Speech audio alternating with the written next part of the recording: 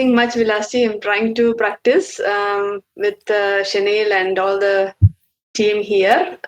So hopefully improving slowly. Okay. Getting to understand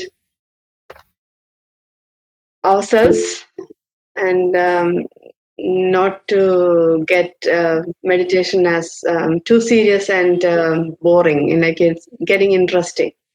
Yeah. I think Chanel has a question, so Yeah, we'll go to Chanel her. has a question. Yeah. Yeah, Chanel. Yeah, Velocity, I just wanted to ask a question about an experience that I've had a few times, but yesterday when I was meditating, um, I was practicing, the jhanas, and then I felt the meditation get quite deep at some point. I think after I'd finished doing the jhanas, and I was just sort of sitting there observing whatever was going on, and I felt the focus around my heart area, and then the sense of expansion of that, expanding, expanding, expanding, and then stop for a bit, expand more. So I was just wondering, like, what is the significance of that? Is there anything there to Yes, there practice? is. There Yeah. is actually, if somebody scares, where it is felt? It is felt in the heart. Mhm. So if you feel happy, it's in the heart. Okay. Mhm. So that's a seat of consciousness, a seat of mind. And in Abhidhamma, they call it as Hadaya Vattu. Okay.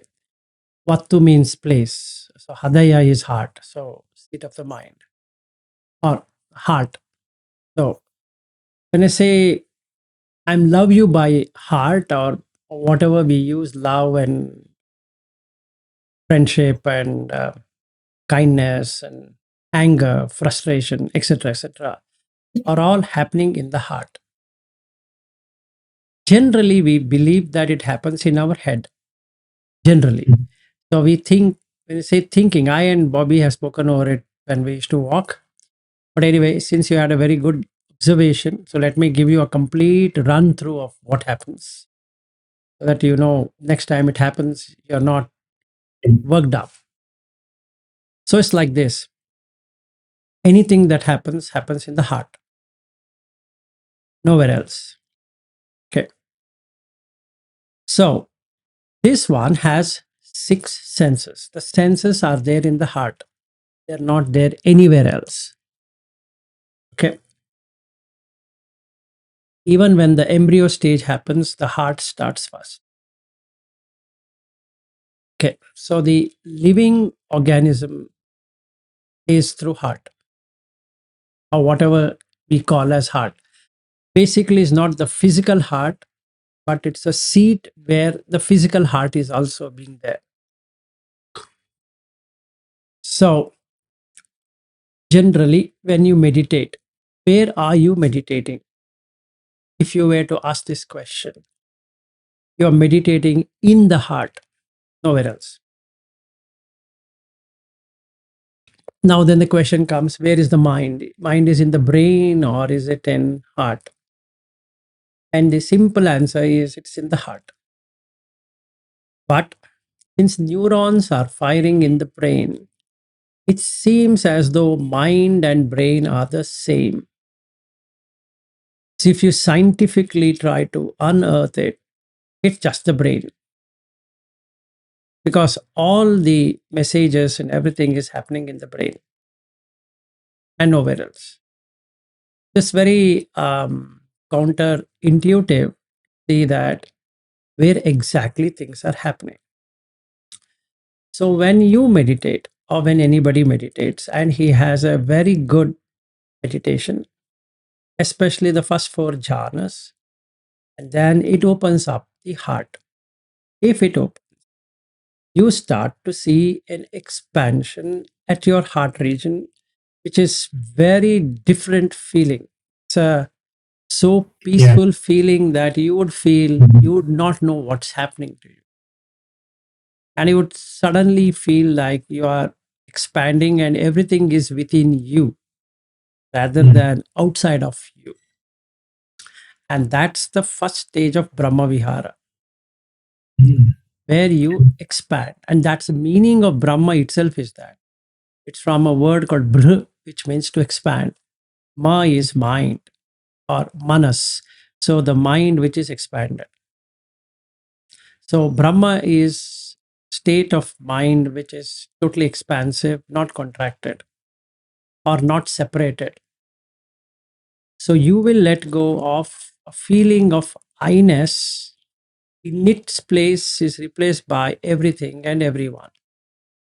And hence you feel a different kind of feel, which we call it as bliss, because we don't have any other words to define that state. It's one level lower than true happiness, but one level higher than the joy. Okay, so you get into that weird sensation.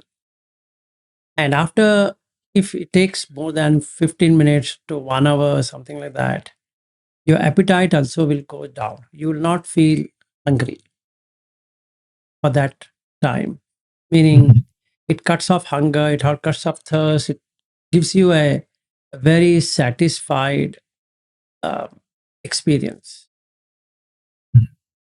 And at that time, you don't require anything. If there's an expansion feeling, you observe, you don't require anything at all. Just feel like I'm done. I don't need anything. So if that happens, then you are in the second level of Brahma Vihara.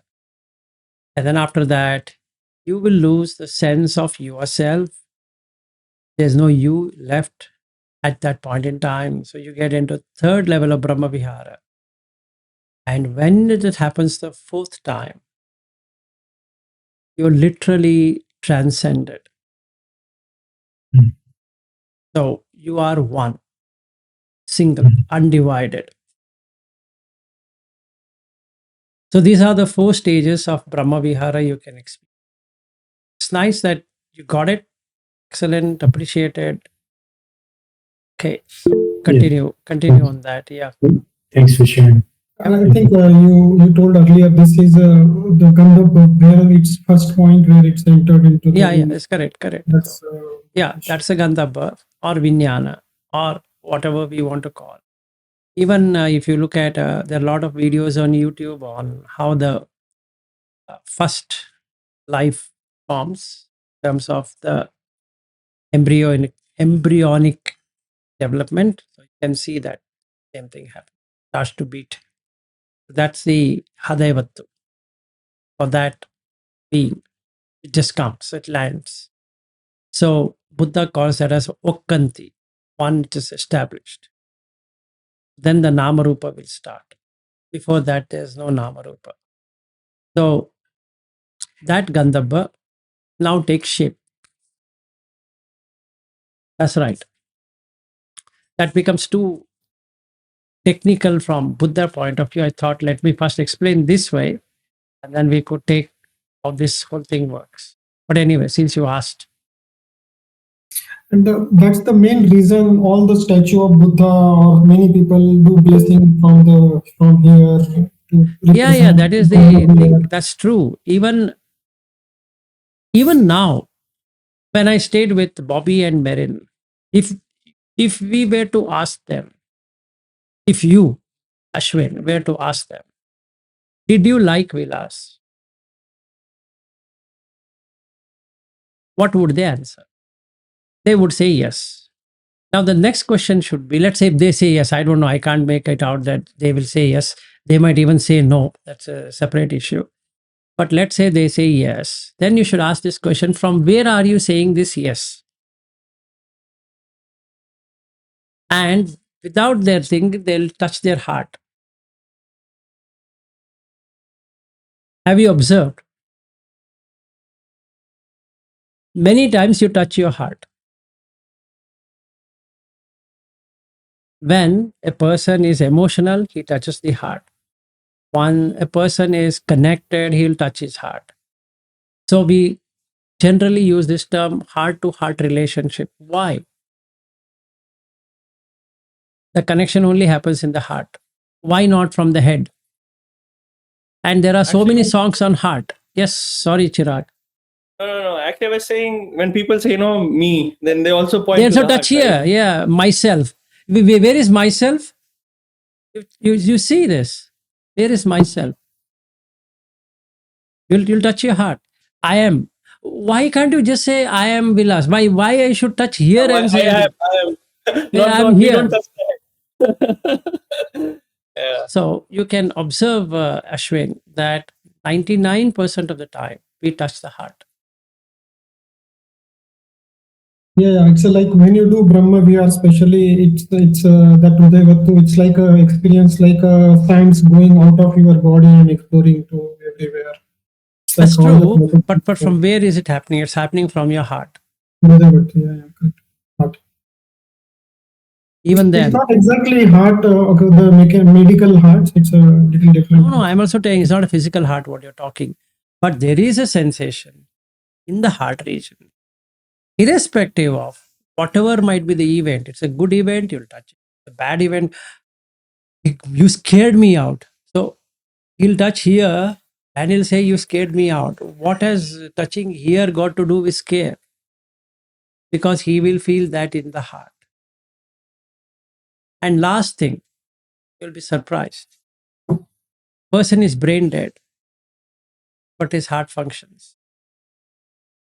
And unless that departs, nothing can be done. The consciousness departs.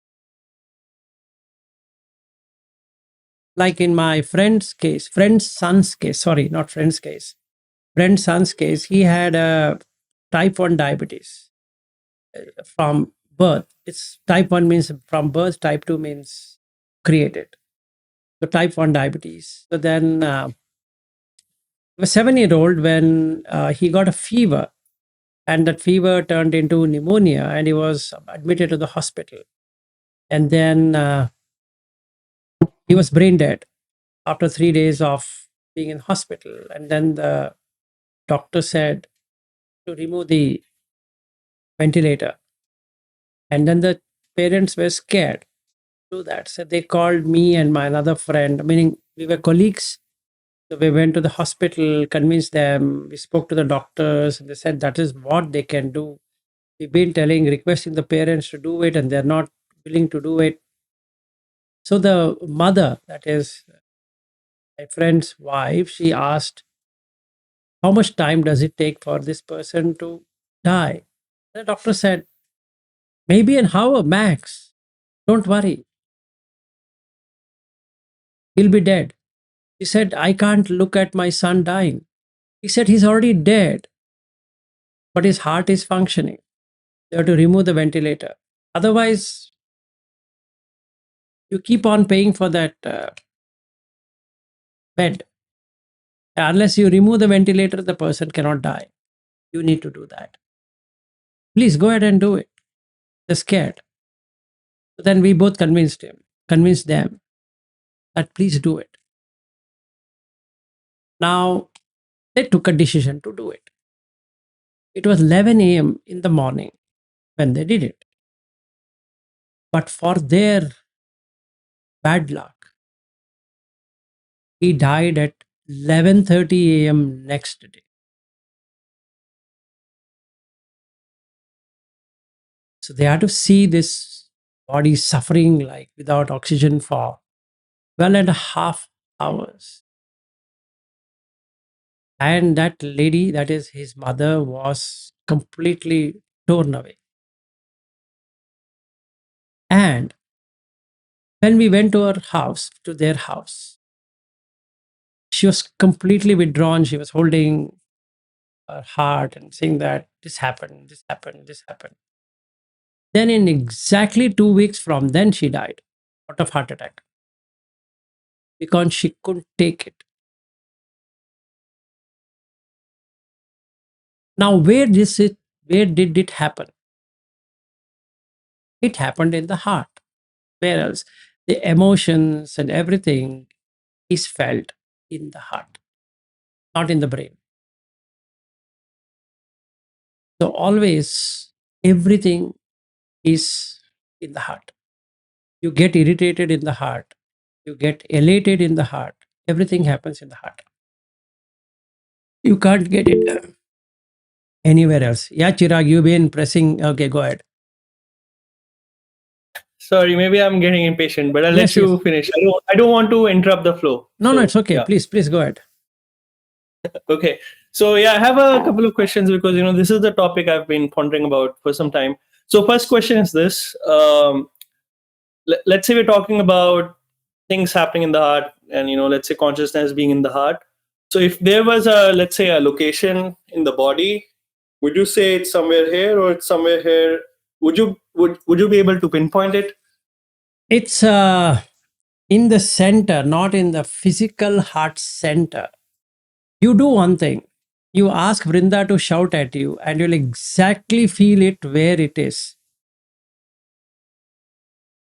Or you ask your mother to get upset.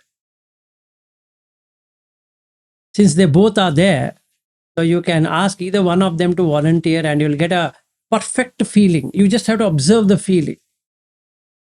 Okay. Yeah, I usually feel it's slightly to the right of. But Exactly. again, Wherever it feels, and that's the seat of the mind. Wherever you have that odd feeling, you feel constricted. The irritation means the agitation, irritation, frustration, all that stations, what we talk about, starts from the heart, from that place, whatever we call it as heart.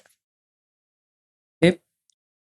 Even the sense of goodness is felt in the heart.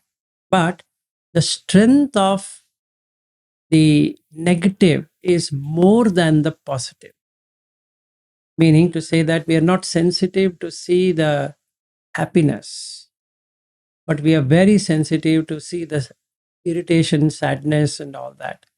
So we don't want it. So the mechanism is that you have to push off negative or unhappiness or uncomfortable feelings. So you're always in lookout for whether something is going to make you uncomfortable. So when you are uncomfortable, whenever you can feel it at your heart, and that is the exact position where it's the Hadaivat. So if you were to stay in that place, you means the awareness would stay in that place, then you get an insight on how to stop reacting to situation. Instead, you can make it expansive because all the six senses are there only. And if you do it right, I don't want Shaniel to actually imagine this, but he could see this. It's fantastic. It's a lotus. Just opens up, and that's the reason in all religion you can see a lotus. There's a reason why the lotus is there. Just opens up like a lotus. Eyes, ears, nose, tongue, body, and in the center is a reflective surface. Okay, it just reflects. So when the object comes, there is a reflection of that object on this. So the eye sense door tries to get hold of that object when there is nothing to hold. And that's the reason Buddha calls that as anicca. It arises and passes away. It's a reflection. This just like your rear view mirror of the car, and you feel the car is coming inside your car. And the rear view of the side mirrors.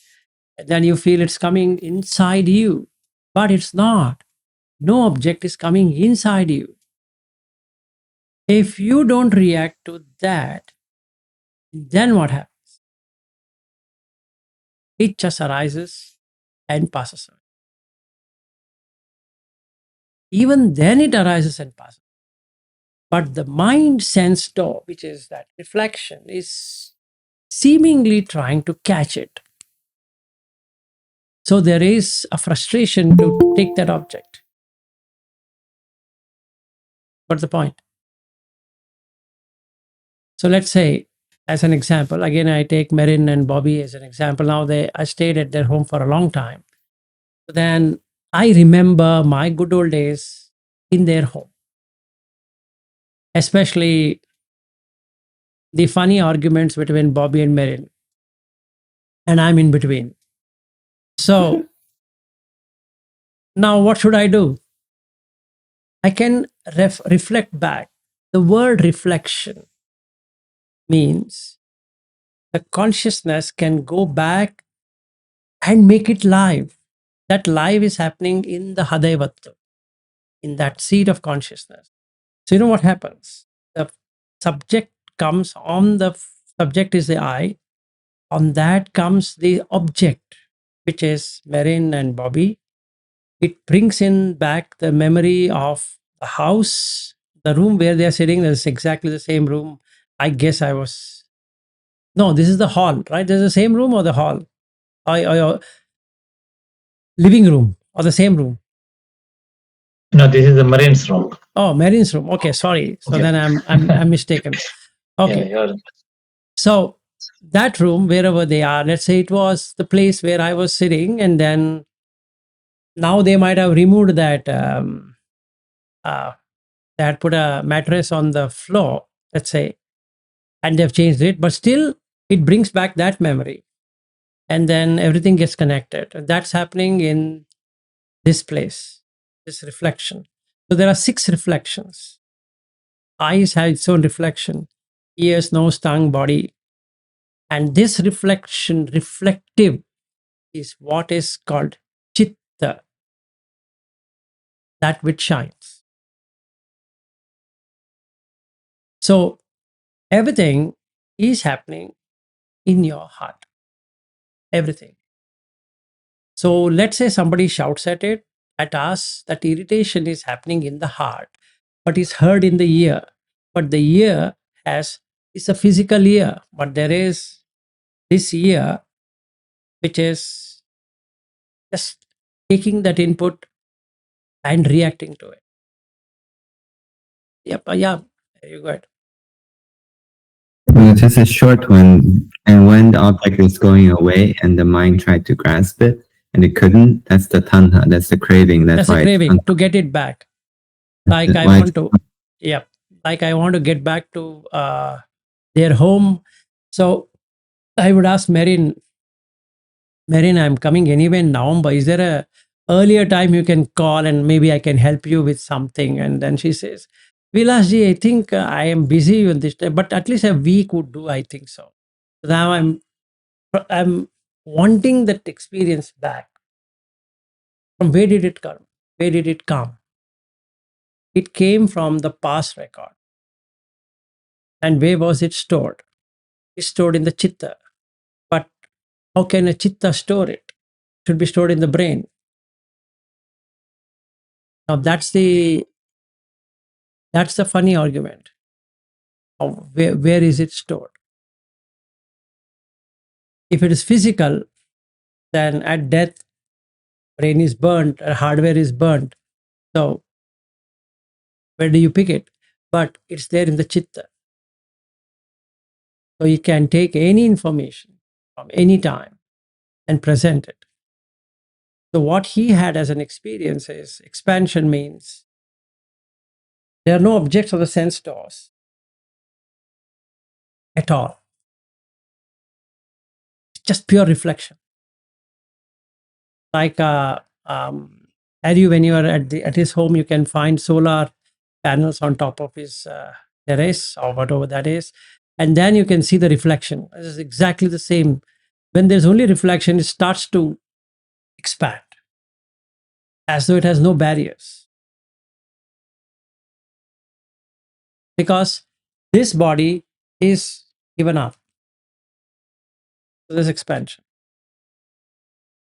Yeah, Vilasji, just prior to that experience, like I felt very peaceful, like the senses were not doing much at all. Like I could feel that it dropped to a different level.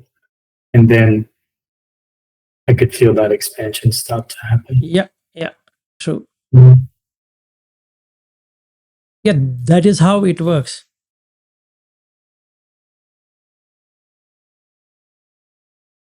One second.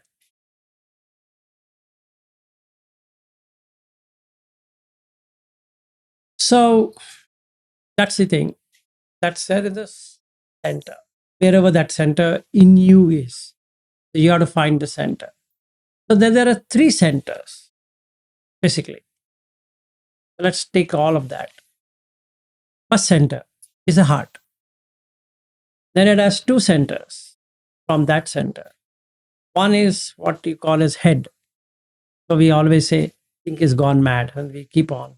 Oh my goodness, like this we'll be doing. And that's another center for processing information, which is the brain or head.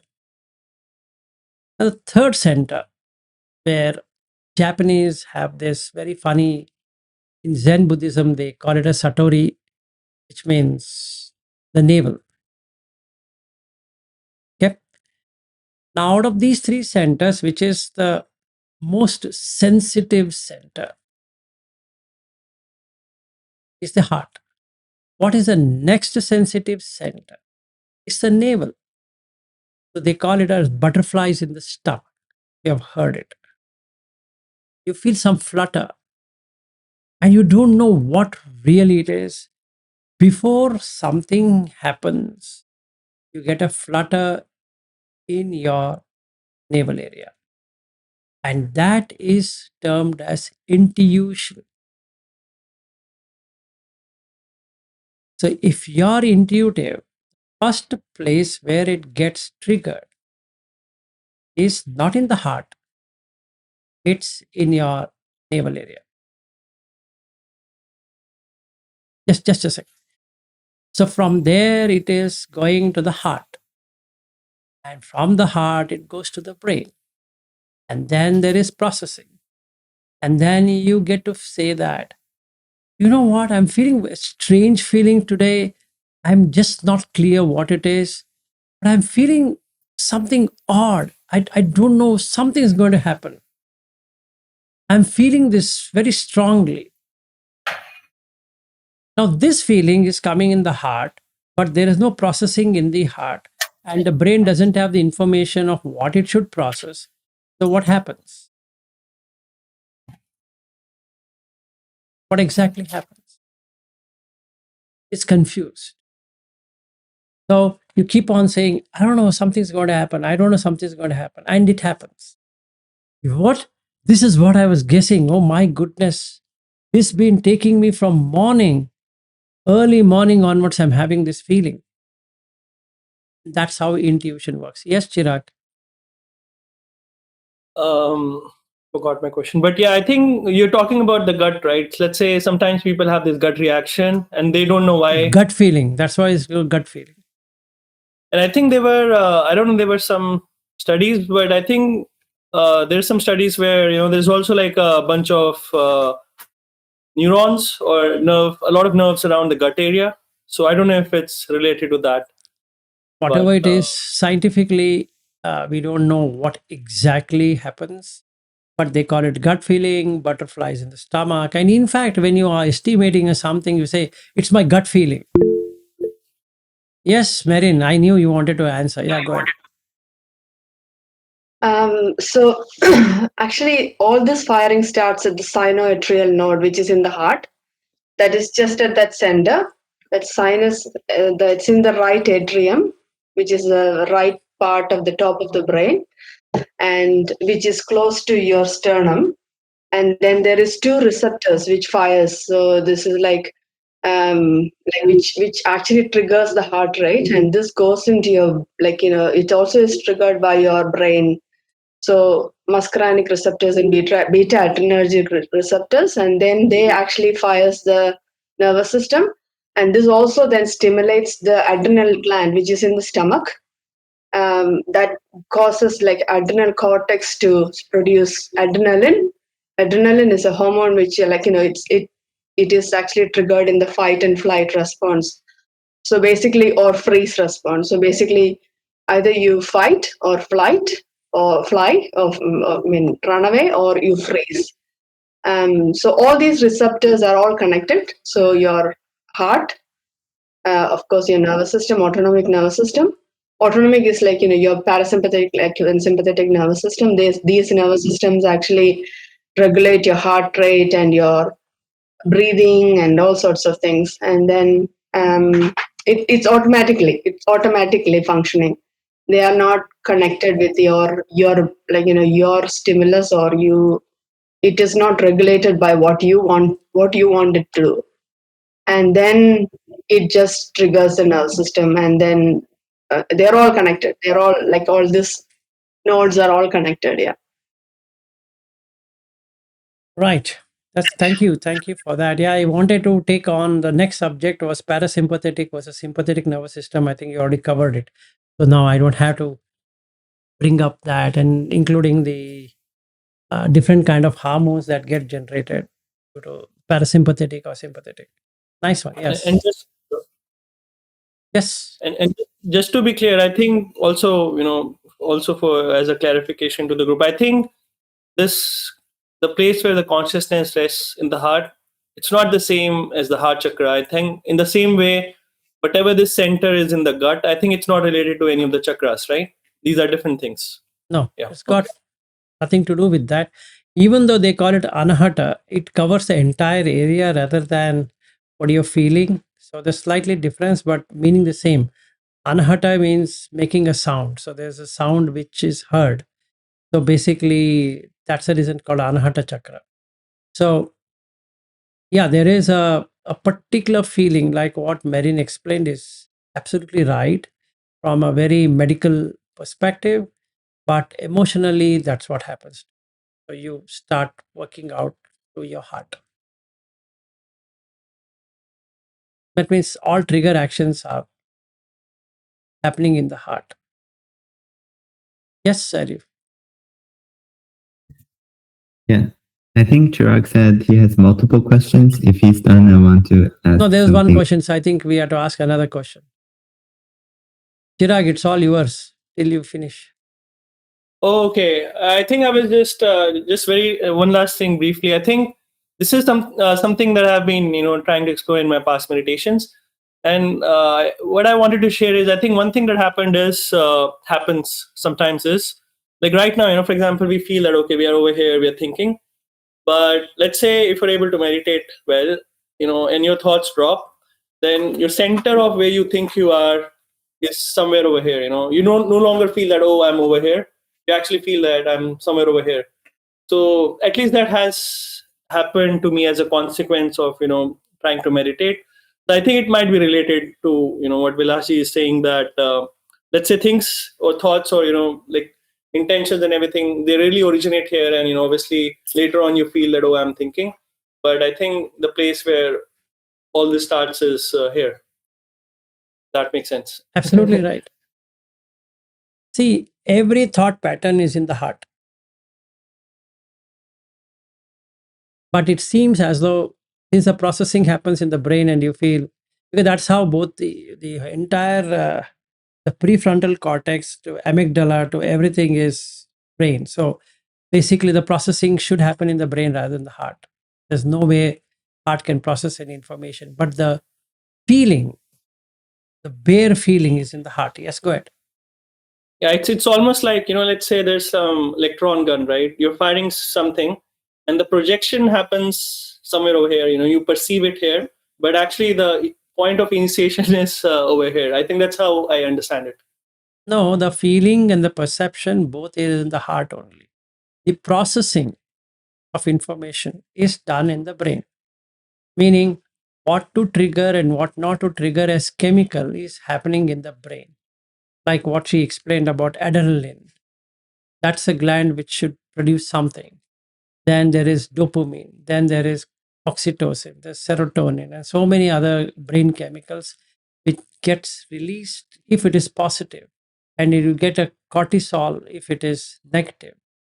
So what kind should get triggered in the body, including body aches, even though you have not fallen anywhere or anything, the body ache will start. To try it out, just go to a funeral and you see what happens. You feel heavy, even though nobody has said anything to you. The very the very look of people, gloomy faces, and all of that trigger adrenaline response. So the sympathetic nervous system takes over rather than the parasympathetic. It's on a stress mode. So you feel stressed at somebody's home because of the event, and then you don't know what to do. So just being there, and when you come out, you feel heavy. So that's the reason some people shed tears, even though they're not connected with that individual. They've got nothing to do with it. You just went to the funeral and you kept on hearing what happened and what happened and what happened like that. And then if you are slightly weak-minded, meaning you have more emotion, when we say weak-minded, you start to cry. But that person is not related to you in any way. But still, you get tears. How did it happen? Because there is a response to that. So cortisol increase. Automatically, you have a trigger action for that. But all happening in the heart. Yes, but Yeah, I think earlier you were saying for Chirag to find exactly where it is, he can just ask Brenda to shout. So that irritation will be felt in the heart. But in the same way, the craving also felt in the heart at the strongest too. Yes, but it's very subtle.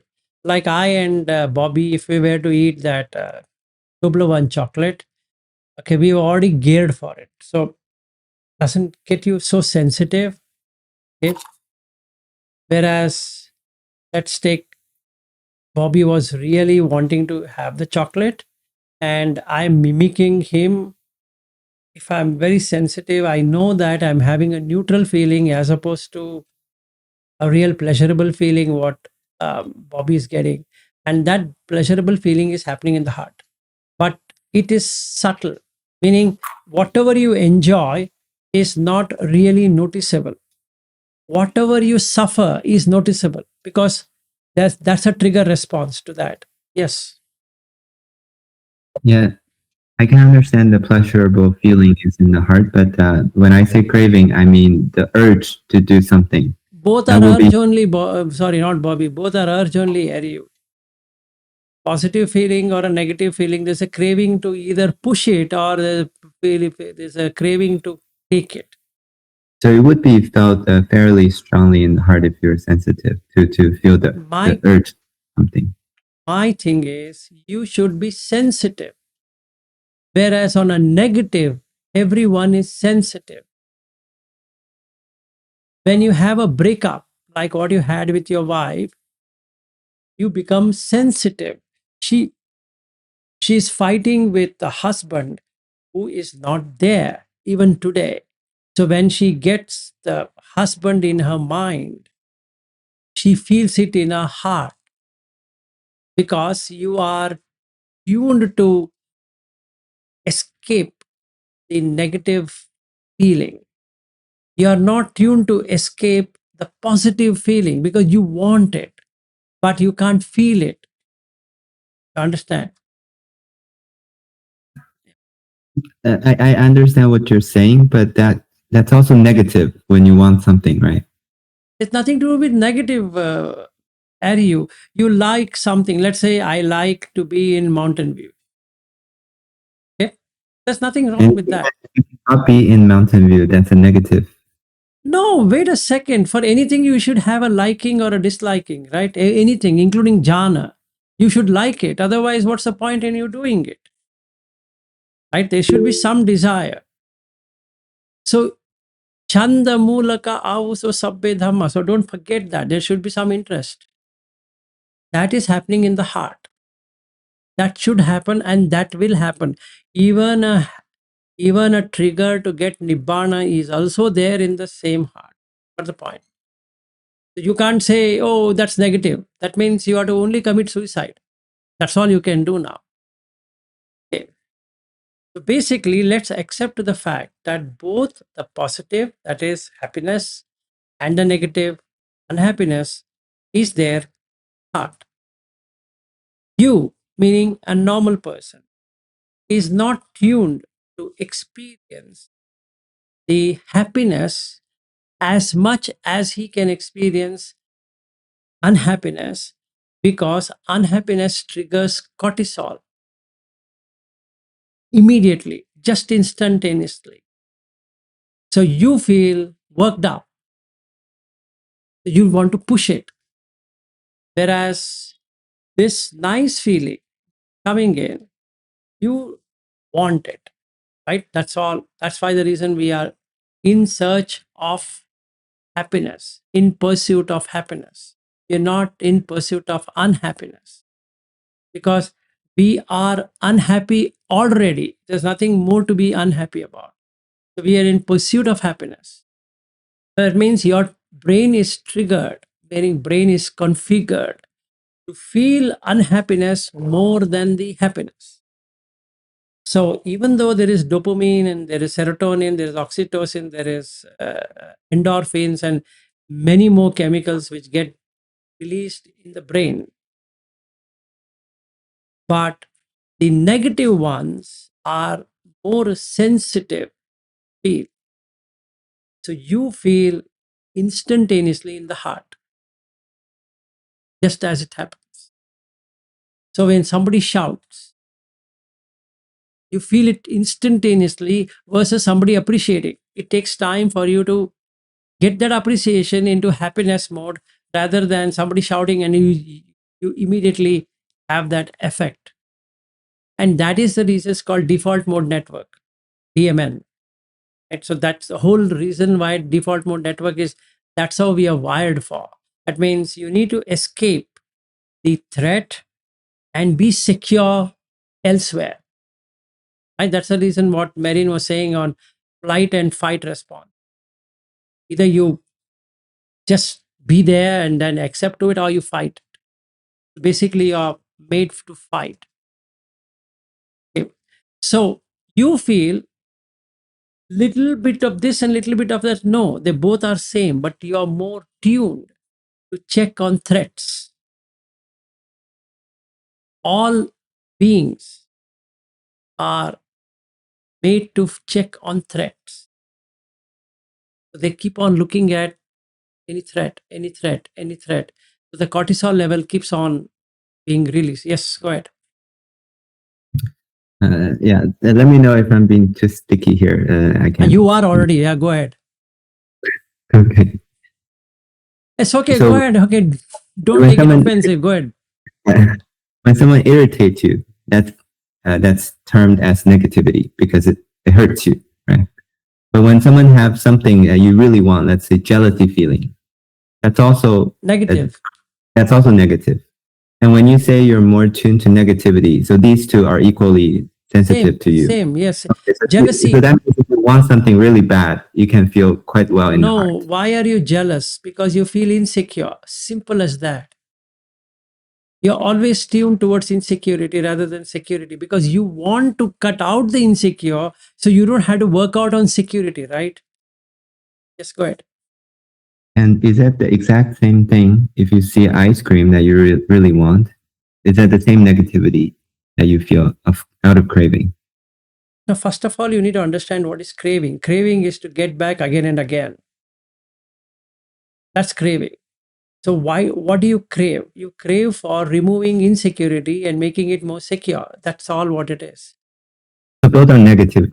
All these not getting Need what you not want. be negative or positive. Crave means that you want the same situation to continue.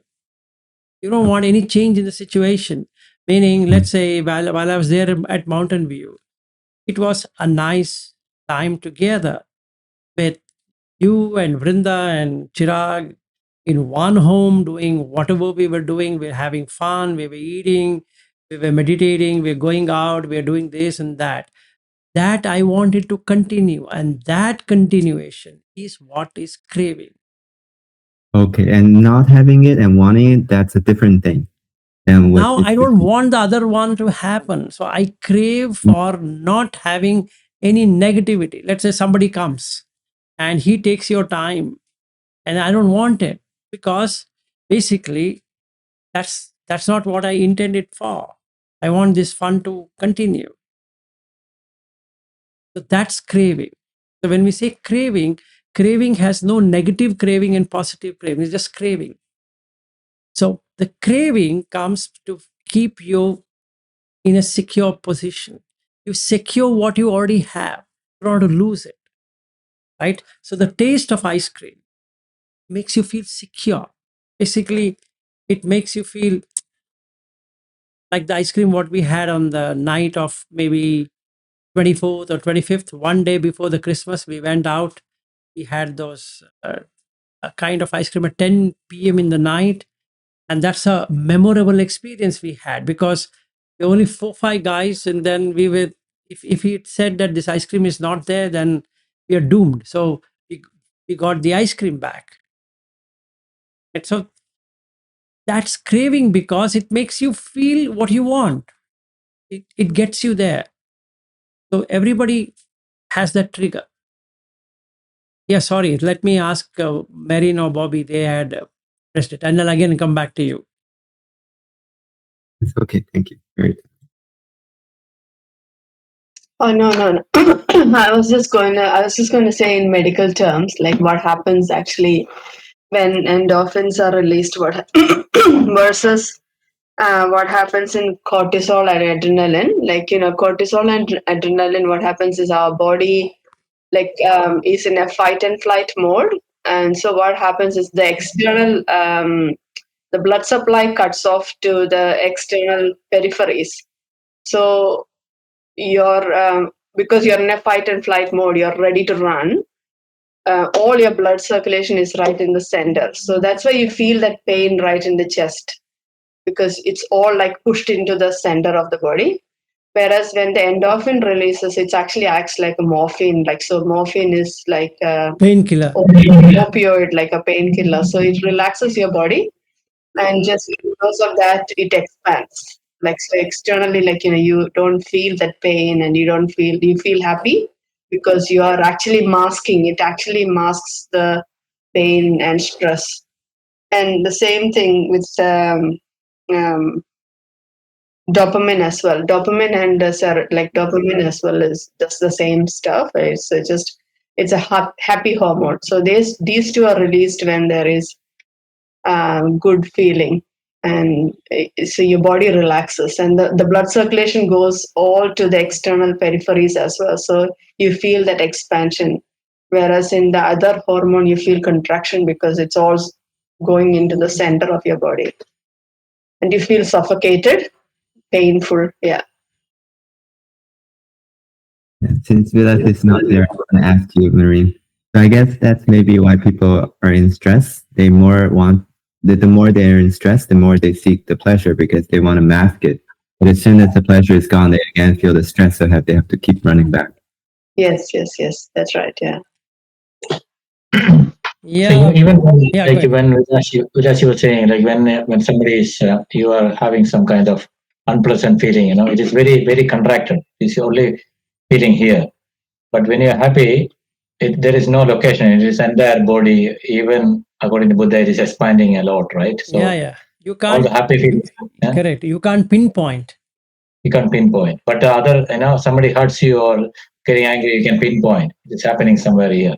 Yes. So that's so clear. It is here. Yeah. So I that's the reason I was telling Chirag that you really will come to know when somebody shouts at you, you feel so uncomfortable, and you know exactly the place where it happens. So we are tuned, meaning we means every being, from dog to cat to, in fact, they have a dog Maya. So if they threaten that, or Maya, as per Bobby, so uh, basically, if you trigger it, you can know where it feels. It's makes itself secure. So let's say Bobby doesn't speak to it, it knows what to do to make his, it wants his attention. So it will do something to get the attention.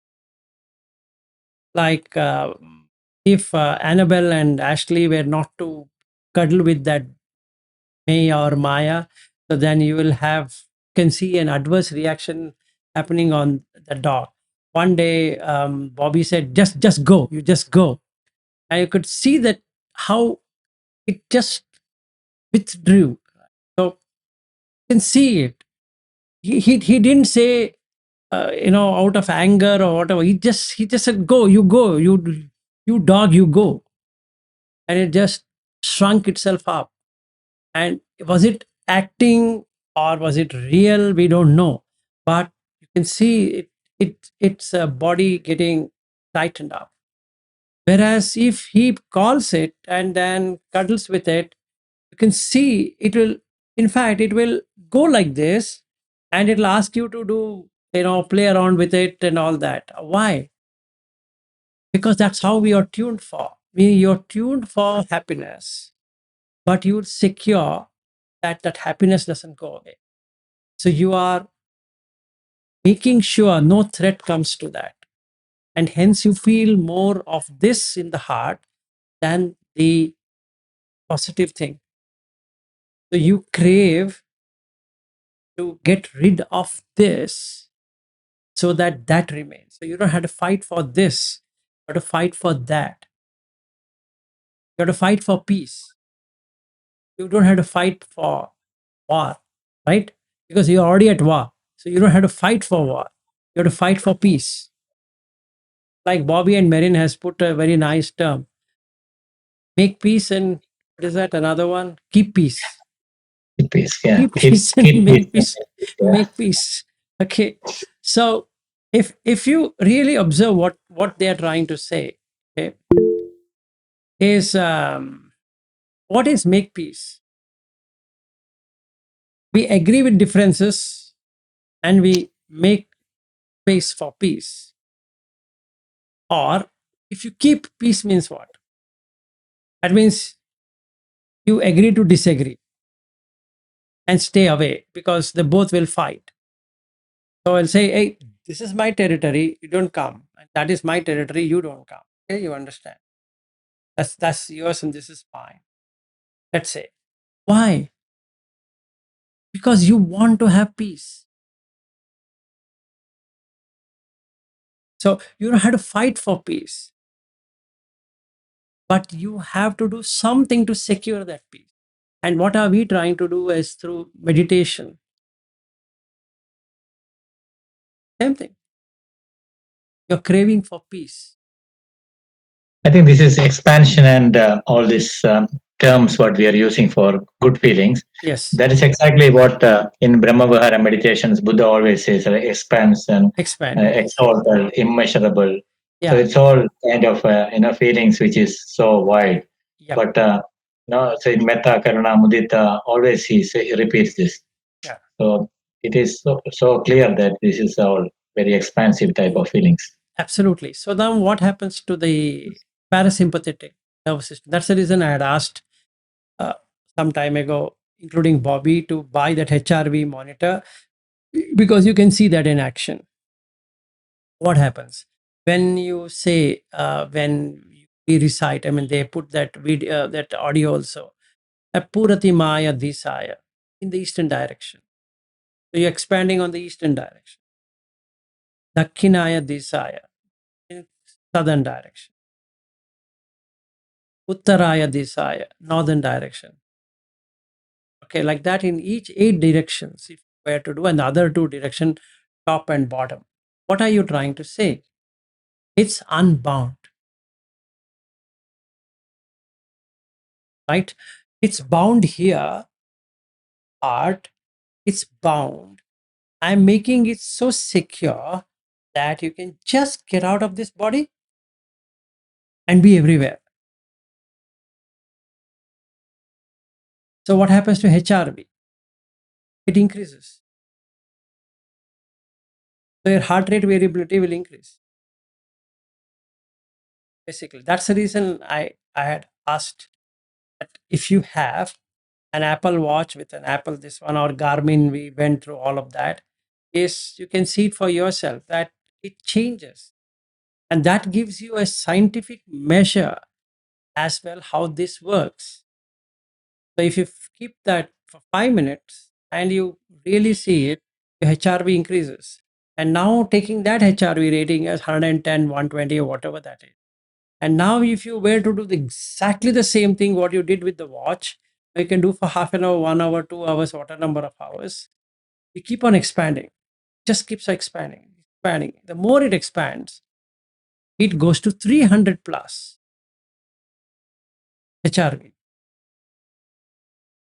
So the fight versus flight response, a flight and fight response versus rest and digest is amazing. The more the parasympathetic, the more the heart rate variability because you're expanding. So now the question comes, why not liver rate variability and kidney rate variability and stomach rate variability and all this variability? Why only heart? And that's a center.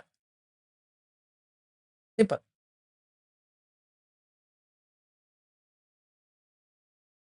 Okay. All good. Yes.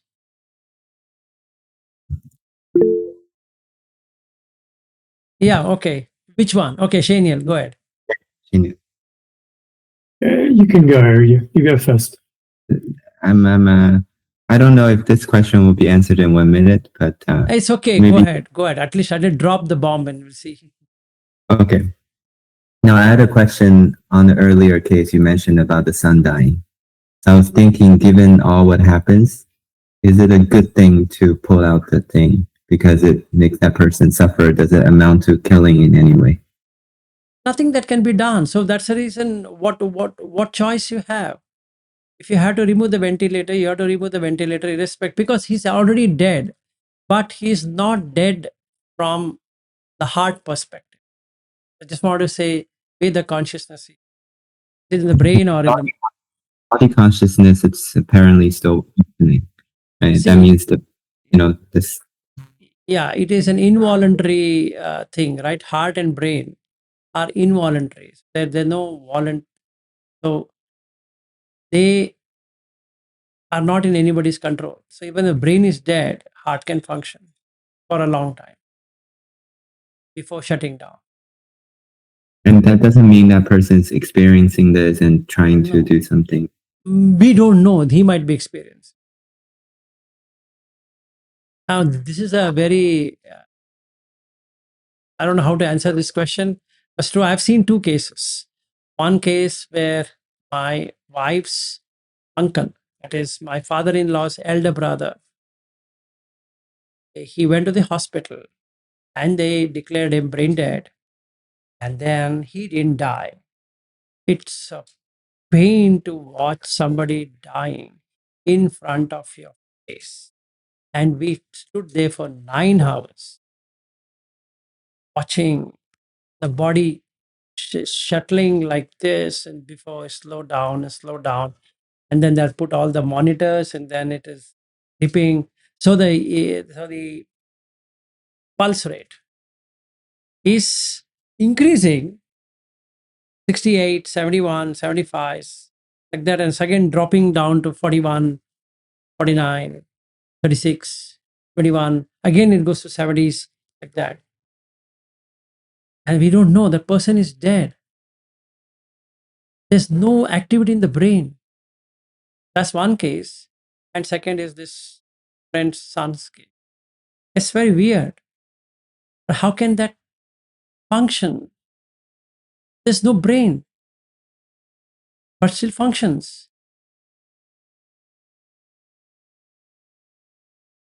But what else can be done? They had to remove it. Even if he suffers to some extent, that's just unavoidable. No, there's no other option, Ari. Whether you believe it in it or you don't believe in it, you can say that, no, I don't want to kill him. Then they say that he's already dead. Isn't it killing? He's dead. His brain is dead. There's no function. There's nothing which is happening. The multiple organ failure. So nothing can be done, but the heart is functioning.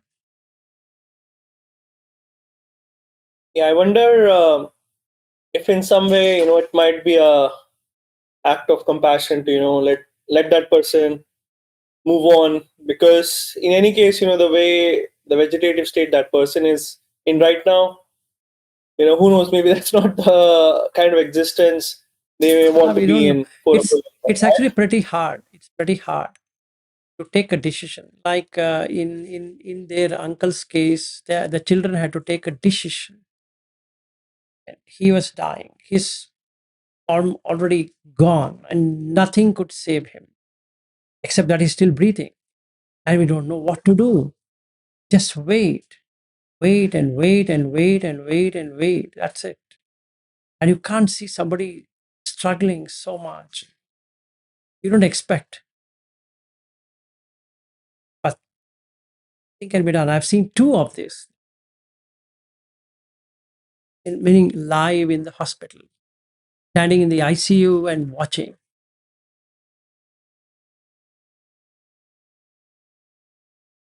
It's pain, but nothing that can be done. I think it is slightly different in Western countries with us. It's just that, when a person is in that state, usually they give morphine or some kind of opioid, and it relaxes them a little bit. And also, what happens is they relax their respiratory muscles, and slowly, actually, it's almost like killing them, but actually it happens. So most of the time, even starting from babies onwards, because I work in the neonatal and midwifery space, so babies who are brain dead, they usually give something like morphine tablet, not tablet, the infusions. Same with, like, so all the way, like, all age groups, they do that. If they're terminally ill or they're palliative, they do is give something like a relaxant. So while they're doing that relaxation, it relaxes the respiratory muscles. So basically, they will die in a much peaceful condition than what I have seen in India. So it's very different. Medical, they do have a little bit more supportive way of. Yeah, Western countries have a very better supportive care than India. In India, you just let him to die, and you can watch fun of dying. So Whether it's good or bad is that problem. Yeah. is it in that case there is more delusion is there, or more pain is there, or more wisdom? So when you give that medicine and you are getting into a very what's that? Either way, you're delusive, like, So because no, you're I'm just asking you. already in What a is pain. that helping him, or The person, as medical science says, the person is dead. It's only his heart is functioning. Right? What it is doing is it is compressing. is the consciousness is gone from there? That's the confusion we have, right? If it is no consciousness, and then who is struggling? Why the body is shaking like this? It shouldn't be, It's right? Ayu and Ushma and all these things. So now, if you want me to answer from that perspective, the Vijnana is not there. Vijnana is not there. So Gone. Meaning, it's gone as gone might not be true, because you require two things to function. One is a functioning brain, which can process inputs. So the feeling, based upon the feeling, what should be done is what brain processes. So whether you want to have fight and flight response is happening, or rest and digest is happening in the brain, not in the heart. So depending on the trigger, the brain will produce the input and output. So if you cut off the brain, then there is a feeling and there's no processing of the feeling. So that means the parasympathetic nervous system and the sympathetic nervous system, the trigger is where? In the brain. It controls the heart. So the vagus muscles, the vagus nerves, I really don't know what happens when the brain is dead, whether the vagus is going to function or not. I think I had to ask Marin what does she have to say. And in my opinion, it doesn't function. So you have basically a dysfunctional state where the consciousness exists in a dysfunctional. That means the ayu is there, the usma is there, the vijnana is not. Vijnana means that which can do something is missing. So what you're basically seeing is it's just waiting for the ayu to go away.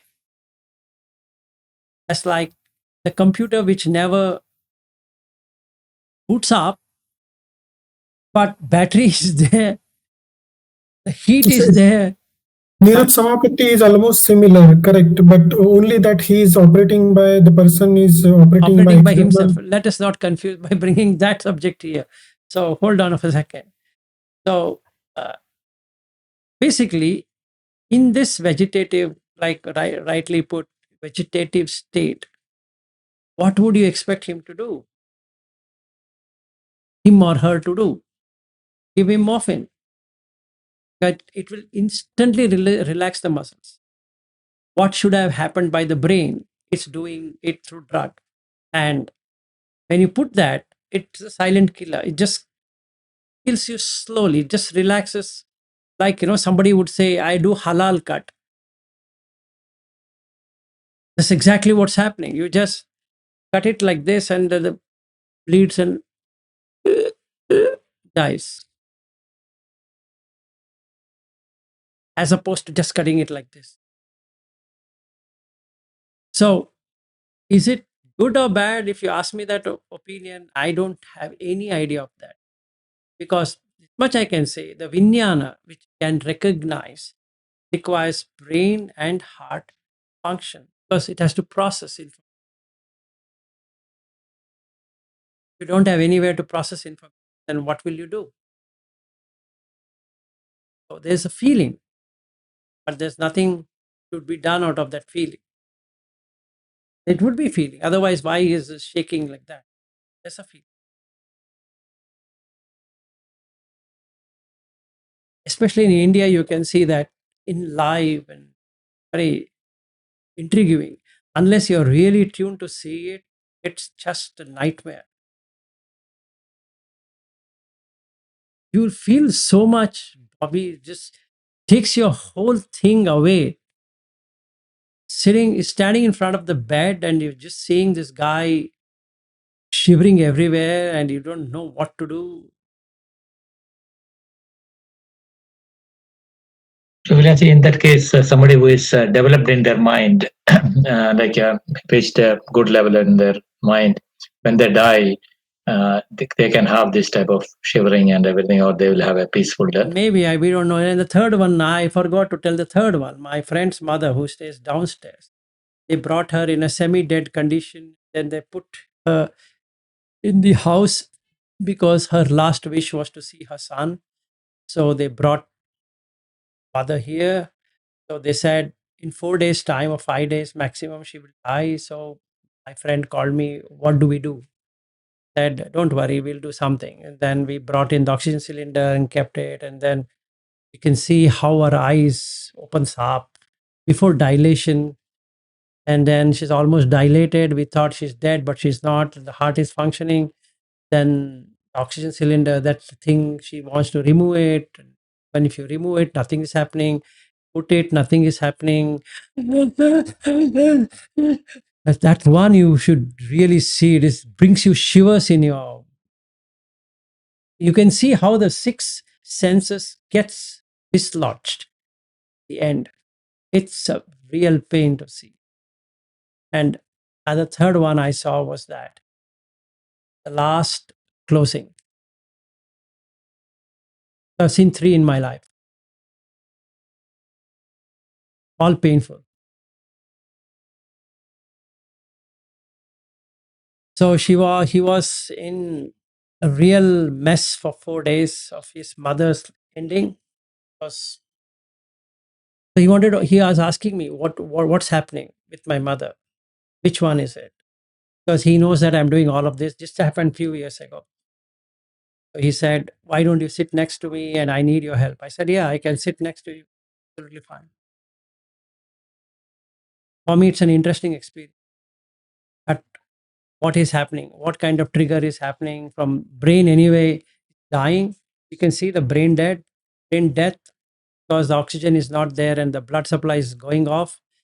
So the brain dies and then the heart functions. And then she died after 6 days. They said 4 days, but it went for 6 days. Anyway, we are now only talking about negative things. So everybody's going silent. I think Shaniel had a question, Yeah, Shaniel, yeah, you had a question. Sorry. Yeah, just going back to the original topic about the, Heart. what's the word? Hridaya? How do you? Hidayavatu. Hadaya means heart. Hadaya. Okay, Hadayavatu. And you talked about obviously the senses being there and the surface reflecting. I guess you said initially it was the mind sense, Yes. but then at some point you talked about citta. Can you relate those? Okay.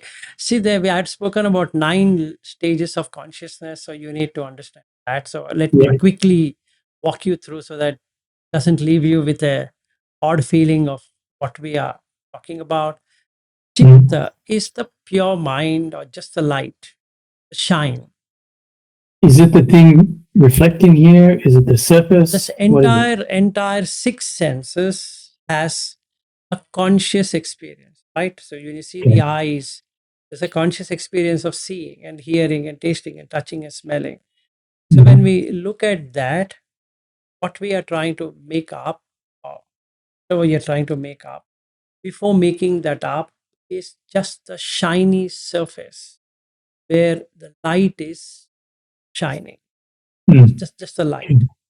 Light as in light, not light as in light feeling, in light. Mhm. Now the next stage is mano, which discerns the object, just makes out that object.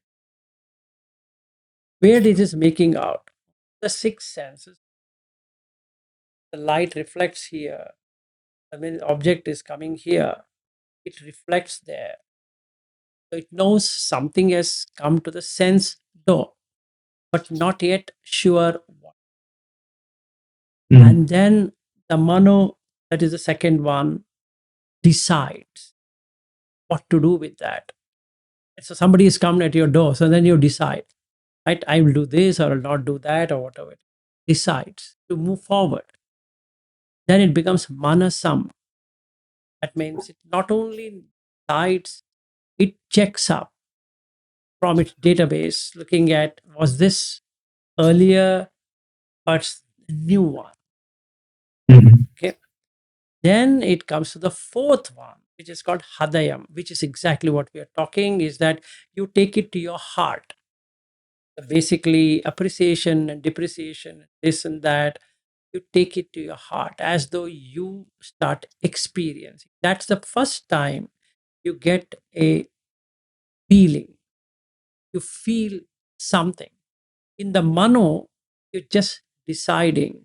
Whereas in the hadayam, you start to you feel pleasure or you feel pain or you feel neither pleasure nor displeasure or not the pain. So you feel. Now you use an intelligence to see what should be removed out of it so that you can enjoy the pleasure or throw the whole thing off. And that stage is pandara, meaning to observe and use intellect to say what to do. And the word intellect is actually coming from the same chitta, which knows what to do with that object. So you exactly do. So then pandara. Then mana ayatana. It creates a sensory state, which is that what I said, right? Now you have another virtual private network, or you call it as whatever, like VM virtual machine, which Mhm. will now do like the 5 senses. Mm. So it takes the object and consumes it. Mm. Okay, just like eye is consuming the sight, ear is consuming the sound. In the same way, this mind objects are consumed by mana ayatana. Then it is an indriya by itself, meaning it's an independent entity, just like an eye and a ear and a nose and tongue and body. So when you have a configuration of this VM, it becomes part of your ecosystem. Even though it's not a hardware device associated with your computer, but it's as good as being there. So if I have a cloud drive as an example, then it's my cloud drive, right? I can keep on storing files and I never look like it belongs to somebody else. So mana indriya. Then it becomes vinyana. That means the knower of the field, the entire field of experience is known and becomes vinyana khanda. That is a heap of vinyana. So these are the 9 stages of conscious experience in 3 types. One, a conscious, meaning you're Shaniel, just conscious. If anybody says Shaniel, and you say, yeah, how are you? Tell me. And if I say Marin, and she says, yeah, I'm Marin. I say Bobby, say Bobby. That's just pure conscious. Whatever collectively said, taken there. Then there's subconscious experience, which is slightly below the Shaniel thing, sometimes triggered by some reaction. Then I would say, Shaniel, I never expected this from you. And I say, Vilasji, I'm telling you, I think I bet on the wrong horse is what I feel now. I also never expected this from you. Why that happens? Because it's a subconscious experience. We never experienced it, but something has come out and then we don't know what's happening. So there's a fight, or rather you have to rewire or you have to reconfigure from the mano onwards, because the decision was made in mano. Now there's a change. It has to get updated in the database. It keeps on updating back from the Vijnana to Mano. So then again, Mano, Manasam, Hadayam, like that. So you keep on updating the file, right? So that's subconscious. Then there is unconscious experience, meaning you're just sitting and something comes up. Out of the way, we say something came out of the blue. If you've heard of that term. What's blue? Because I never knew it. Like take my own example. Yesterday, when I was wanting to talk on that subjectivity, objectivity, and all that, what we spoke, and then you're thinking, what should I speak? Then, whatever I had thought went away completely, and something else came.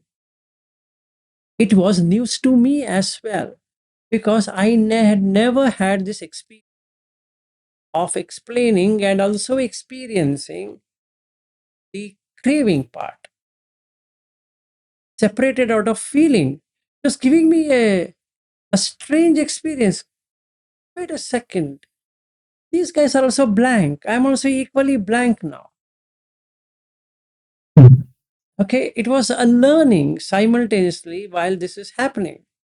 I didn't tell you that because it shows my lack of knowledge or whatever that is, but then I don't mind, but that's exactly what happened yesterday. So I wanted to take a break. Yes, you're not alone here. So don't ever think that you're an exclusive piece. Okay, so don't worry. So basically, Aryu triggered something with his question, which went from the conscious experience to the subconscious, from the subconscious, the unconscious. And then I started experiencing what is there in the sutta.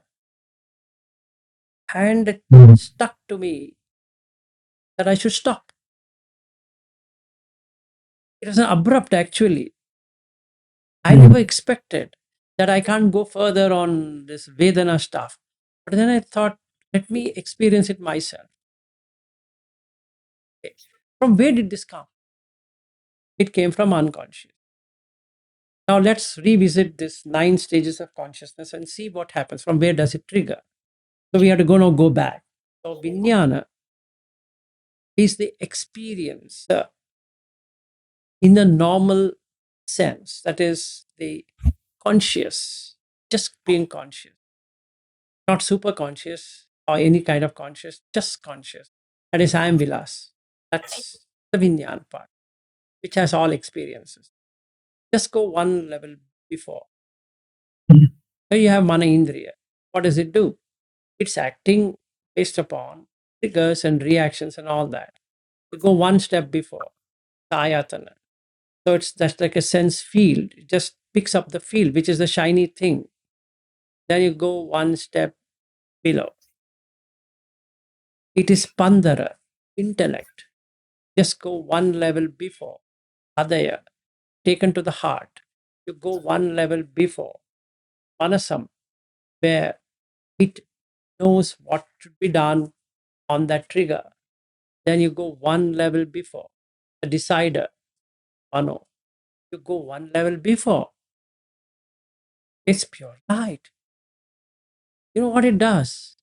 It picks up from your past lives and brings it and dumps it on vijnana. Here it is. Enjoy. So this consciousness, which is established, like what Buddha says, the stupid consciousness, yeah, he's now feeling this is news to me. Actually, for that consciousness, everything is news only, right? There's no real experience happening in this guy because it just puppets whatever has been told to it.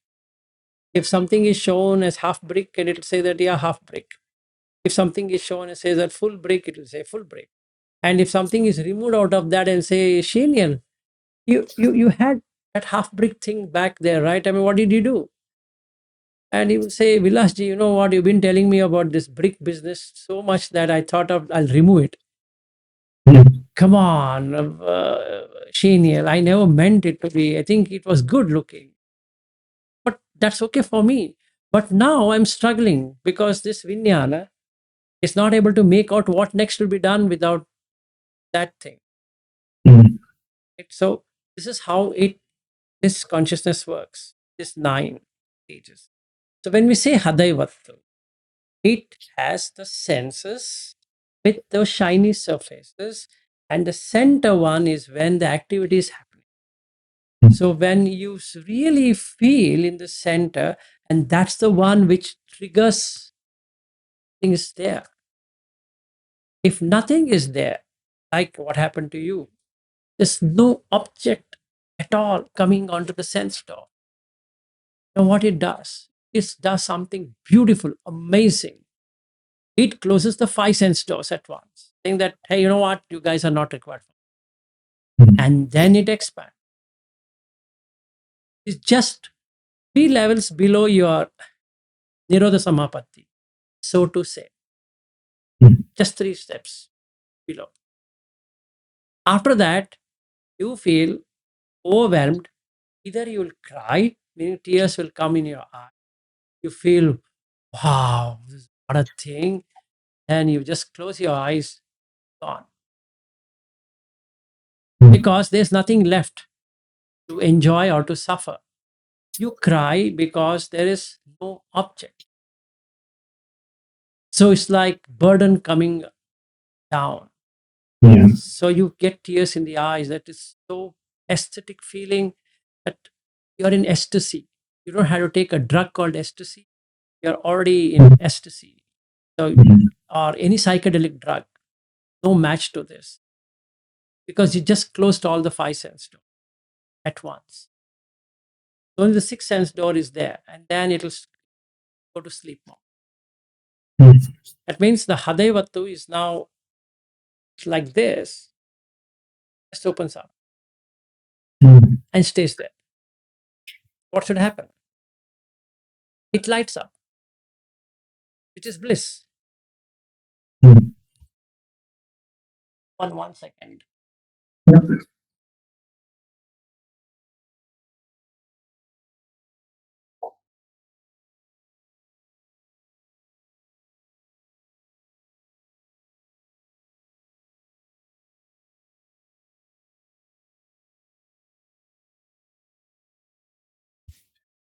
It's interesting hearing all of this stuff in detail, you know, how citta goes all the way to vijnana.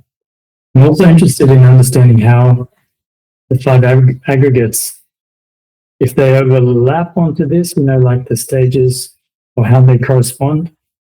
I wanted to ask Vilasji that question as well. Yeah, actually, I asked these questions, to him about the sanya and everything is overlapping this. Mm. But it was interesting. It is quite deep, I think. So I was just listening. Mm. 9 stages of citta. The vijnana. Everything is called mind in English, it seems. Yeah, Yeah. everything they put mind, 9 minds. What do you mean by Mm. that?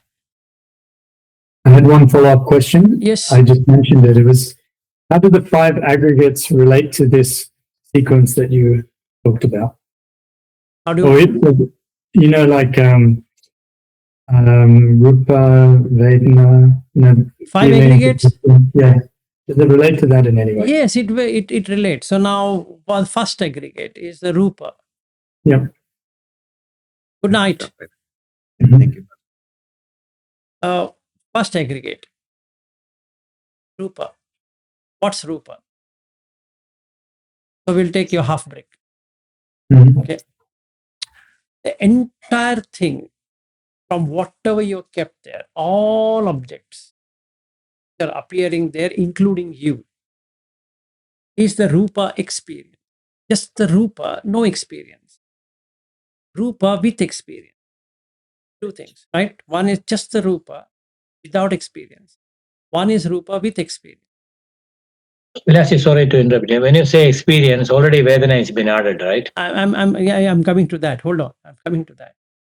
Rupa as rupa has no experience, right? I just sit opposite to your place, and then we both are talking, and I'm looking at your eyes, and then we're not talking, let's say, and then let's say there's no experience. When we say there's an experience, Bobby, now I'm going to answer to your thing. Now, when we say there's an experience, what should come? It should have a some consciousness have to get associated with that rupa. Otherwise, what will you experience? Because in consciousness, you have the feeling. You can't have a consciousness less feeling, right? You should have consciousness. So that's the reason Buddha says chakuncha paticha rupecha uppajjati chakunyana. Vinyana which is coming there is contact, phassa. Then there is feeling. So then when I see half brick and this body and that whole thing, if I don't connect anything, then there is no experience. Because there's no conscious thing happening there. Not connected. Nothing happens. That's what I mean by non-connecting or non-experience. Now we come to experience. So the moment there's a connection, I'm going to read it out half brick. Is that an experience? Yes, 100%. Without Shenial being there, yes.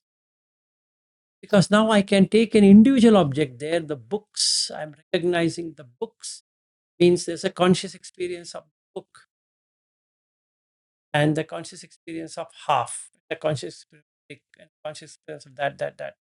When there is a conscious experience, I get three kinds of feeling. From where? Chitta, from Mano, or from Manasam, or from Hadayam. Answer is Hadayam. Mm. Why? I've taken it to heart already. I say, Shenial, you know what? Those books are slightly slanting. Why don't you straighten it up? You say, Vilasji, I normally like those books that. Mm. Then I say to my mind, maybe Shane is also a very slanty person. Because slanting, let's say, as an example. So we make out because of Hadayam. And now you put up boxes, which is in brain imagery. They say that the right brain and the left brain and all that fun thing is there. So let's say the logical part of the brain, meaning brain which keeps in compartments, is left brain. Now I will put you under something that part. Where is where the feeling that generated as a response to it, as let's say an unpleasant feeling, put it in that box and saying that this is the one which created an then feeling, which is a perception. So the intellect, where in this case Pandhara, is making that decision that Shaniel is unpleasant person. So the next time I see your face, you know what should happen? That's very nice now. This value is stored in Mano now. Because it doesn't have to travel so far. It's there in Mano. As soon as the light comes, you see this object, and then the object say, Shaniel and those books slanting association, right? Now the second time is Mano has Shaniel with those things sliding. Then Manasam is when the decision is made, yeah, he is still slanting. Then Hadayam, I knew it. Pandara, yeah, he's like that. Mana Ayatana means that I'm starting feeding onto that. Mana Indriya means that I am having a real experience of Shaniel at this time. And then with those half break and those things. And then Vinyana. Now I have a complete experience of Shaniel's half break office. Right, with that monitor and those things what you have. And I'm curious, just like I think Aryu has left. Otherwise, I always used to hit at Aryu saying, don't use the word curious. You keep on telling me curious. What's the problem with curiosity? I'll tell you. That thing what you kept, that plane or whatever you kept there, I'm curious. I just want to know why have you kept that? Because I want to keep on updating my database. Oh, you kept that for that reason. Oh, what about that picture? Which picture? That picture, what I'm seeing. Okay, that has some reason I kept it because of that. Tell me another thing. Why your bee looks like that in brick? Is there any particular reason for that? Yeah. Vilasji, what's your problem? Let it be the way it is. No, I'm just curious to know. Why curious? Because this Mano doesn't want it to go it wants to decide which way. Tell me. And then why you have that, what is that? Fruit Ninja kept like that. And is there Fruit Ninja there for me? No, because you said it is Fruit Ninja. Now I will come to Mano because it's already decided that it is Fruit Ninja. So the Manasam is holding that, oh, this is Fruit Ninja, something is very nice or not nice. And then Hadayam, if I like the game, right? It's my game now. The Pandara, so it's intellect. And then it keeps on going like this and just keeps on going. Wow. Yep. It's going, Just keeps on, yeah. So it keeps on iterating. It's just like a for loop. A for, so many things, it keep on looping and it loops and loops and loops and loops. Unless you cut it. How do you cut it? Remove that whole thing. Now the guy comes and says, Daniel, what happened to those things? What things? Daniel, why did you remove all of that? Because now it is back to citta. It's feeling uncomfortable because now it has to recreate that again. So what happens in the brain? It creates a new neural pathway. which was never there. It's a pain. Because every time the information was coming from this server, you just had to have that back and forth response. So the front end didn't have to go to the back end all the time. It was cached. So you can take it from caching. Always is there, always available, always available. Now you remove that. What happens? This Vijnana is a waste. It actually has bullshit information now. All the information is gone. But to recreate. So then it again starts. Shaniel, what happened to those books? I threw it. What? Yeah, I threw it. What's your problem?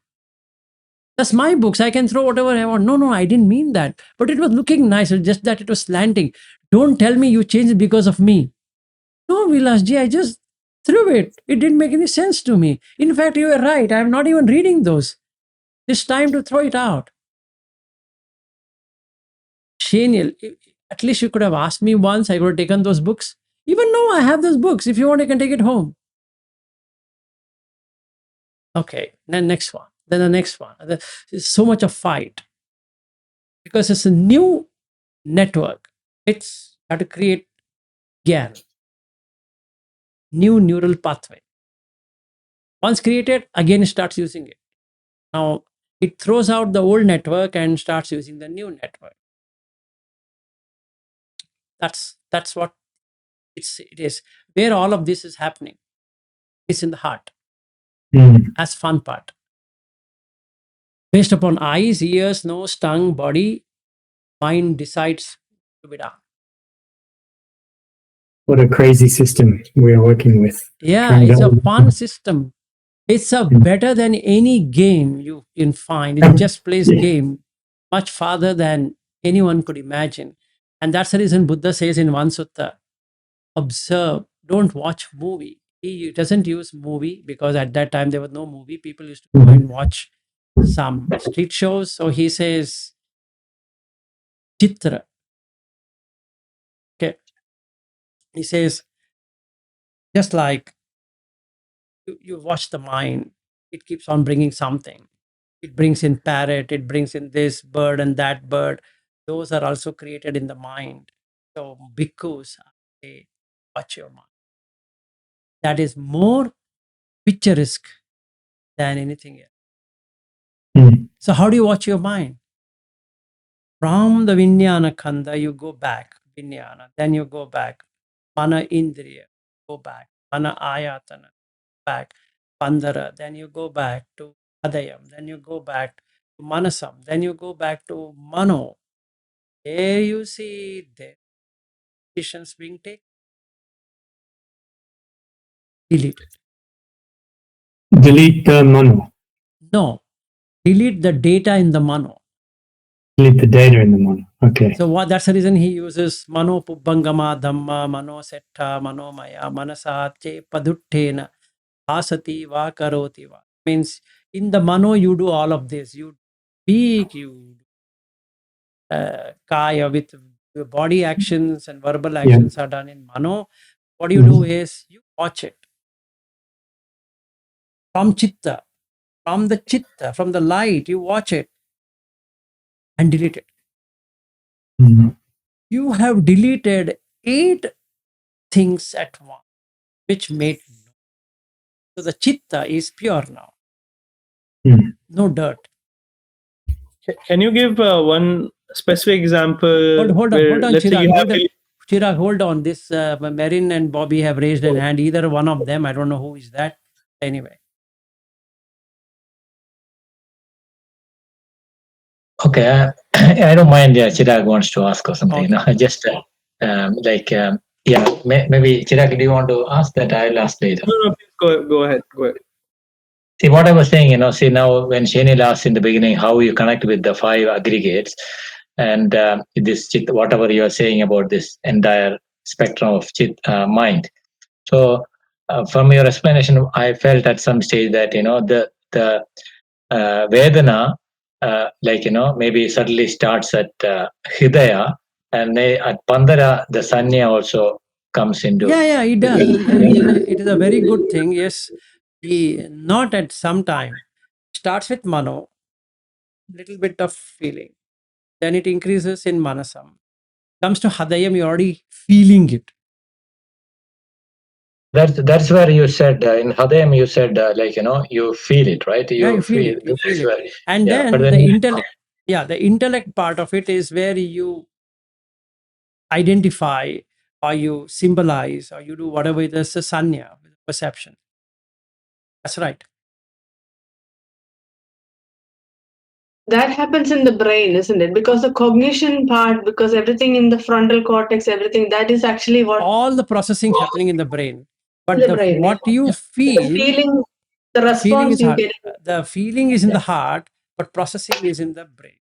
okay. Processes in So once it reaches the vijnana, this all the five aggregates are there, right? It is even sankaras also formed and everything. everything. See, Yeah, but chitta was originally very pure.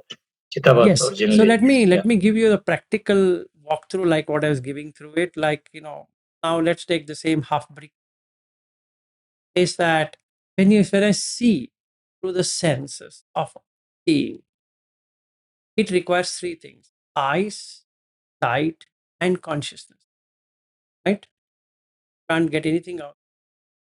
So there's a conscious experience of that office or that furniture or whatever, that he has a place, keep things. Now, if you stop there, what? Just stop there, not doing anything about it in particular, because now you have to go into particular. So it stops at mano.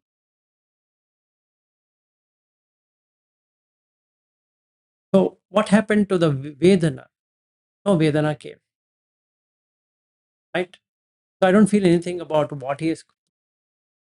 And Shaniel might say, hey, Vilas, that's our office. Okay. No detailing. So that becomes dhite mattam. Just seeing as seeing. No particularization. So your Vedana is upek, equanimous. Neither liking nor disliking, nor neither liking nor disliking. All the three are not there. I'm not in a what we can say, ignoring his office. It's not I'm particularly interested in his office. I'm just sitting in front of Shaniel. Hey, Vilas ji, this is my office. Good, very nice. Good setup, Shaniel. That's it. Now, where is this happening? Very good setup, Shaniel. Is that a pleasant feeling? No. It's just an expression. It's not a feeling yet. Yet there is a little bit of feeling, but it is a neutral feeling to begin with, which converted itself into upekha. It means equanimous. So the rupa that did not go beyond the mano. So there is no interest further to that. So it just left it. Then what happens to the sanya? It's very crazy now. It's anicca, meaning it arises and passed away. That means when I move out of this room of Shaniel, that entire thing is gone. I don't feel any connection. Oh, I should be back in that place. Or I don't have any hatredness towards that, and I shouldn't be then in that place. Are gone. Then what happens? Sankhara, meaning intentions. I intend to be there at Shaniel place. It's just being there and not being there. Yeah, being there, he called me. Not being there, not being there. So what happened to the experience which I had here in the Vedana to the consciousness? And I say, Vinyana, Nirodha. What do you mean? He ceases. What ceases? There is no conscious experience of that thing through the sight. Oh, that's miraculous. How did you do it? Just don't get associated with it. How do you don't associate with it? Just don't symbolize it. How do At you mano. At mano. mano? Because that is where the decision started. Mhm. You just leave it there. Just don't do anything about it. Just relax. See it. Is that Yeah. is that what you mean when you say to cut off basa? Yes. You Yes, completely. doing Yes. that at mano. Yes. So when I practice, what I do is I take this Vijnana Khanda back to the starting point and leave it there. That's cut. What happens here? Let's say when I really came to your house, I was just neutral, not neutral as neutral, it just being in equanimity. I didn't make out that's a huge house when compared to what Bobby has or what Jack had or what anybody had. Didn't make out that that's a house either. Didn't make out that swimming pool and this and that. Even though I took all of that, meaning I took swimming pool, I took your. If you ask me, I showed you that solar panel.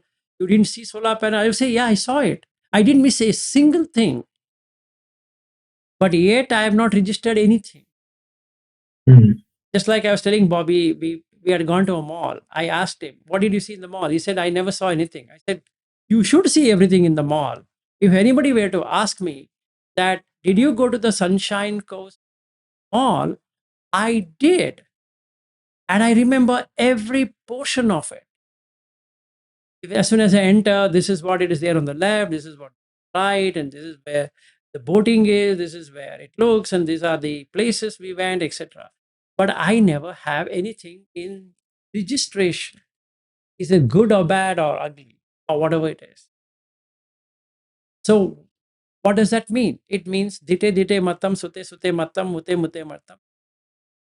Meaning, in seeing there's only seeing, in hearing there's only hearing. That doesn't mean that I don't have experience of it. Yes, I do, but it is just a basic experience, not pleasurable, nor painful, nor in either. So where it is happening, it's happening in the mano. So if you look at mano pubbangama dhamma, what Buddha says, it's easy to work out on that, because that's where the decision is made between to do good thing or bad thing. So why don't you just leave both of them? Then you're in upek.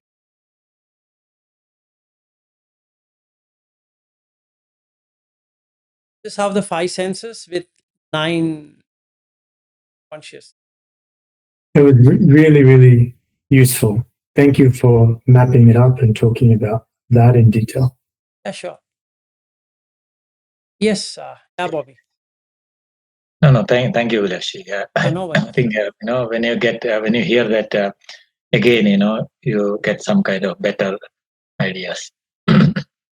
And Shaniel, that's the reason I made this 40-day visit actually, so that we can Mm. play around with everything like a software engineer, then experimented, see Yep. this comes and this comes and what's the answer to this? Just like Yeah. puzzles, or you can call it as a fuzzy logic or algorithm Mhm. or whatever. We can Mhm. write it and what would be the combination? How does it work? And we can look it from the neuroscience perspective, how it triggers this reaction trigger and does what Yep. in the end. How do you know this works this way only? Why not in some other way? Mhm. So we can experiment. Experiment. The 40 days of experimentation and testing. Yeah, we can do all of that. We can build it. We can build a whole system before Would be these great. guys arrive, and then we have Yeah. some working system. Yeah. Oh, boba tea. Nice one. So, by the way, Shaniel, Chirag's wife has a boba tea store. Oh, Yeah, nice. Very good. somewhere near San Jose. I don't know where she. Ah, there she comes. Hello. I just got back from work and I got him this.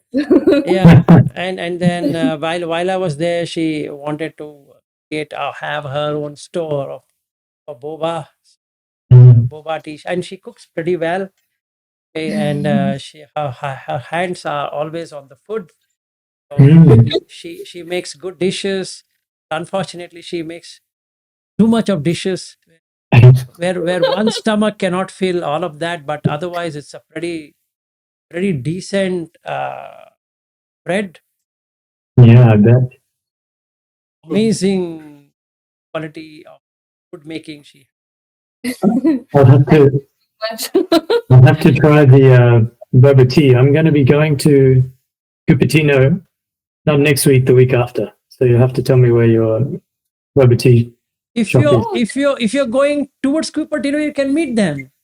Yeah. Yeah, we Oh, should. that'll be amazing. Yeah, Yeah. we should meet up. Okay. I think that's great. Yeah. Yeah. I'll be there for the whole week from the 8th, I think the 8th to the 13th. Wow. Oh, that's great actually. They stay That's in amazing. Milpitas. Ari also might be nearby, right? Yeah. You can meet Ariu, who is in Mountain View. They are in Milpitas. Cupertino Oh. is a center, so you can Mhm. go for Mountain View or their home. Great. Yeah, we'll catch up Yeah, Mhm. you should be catch up for for sure. sure.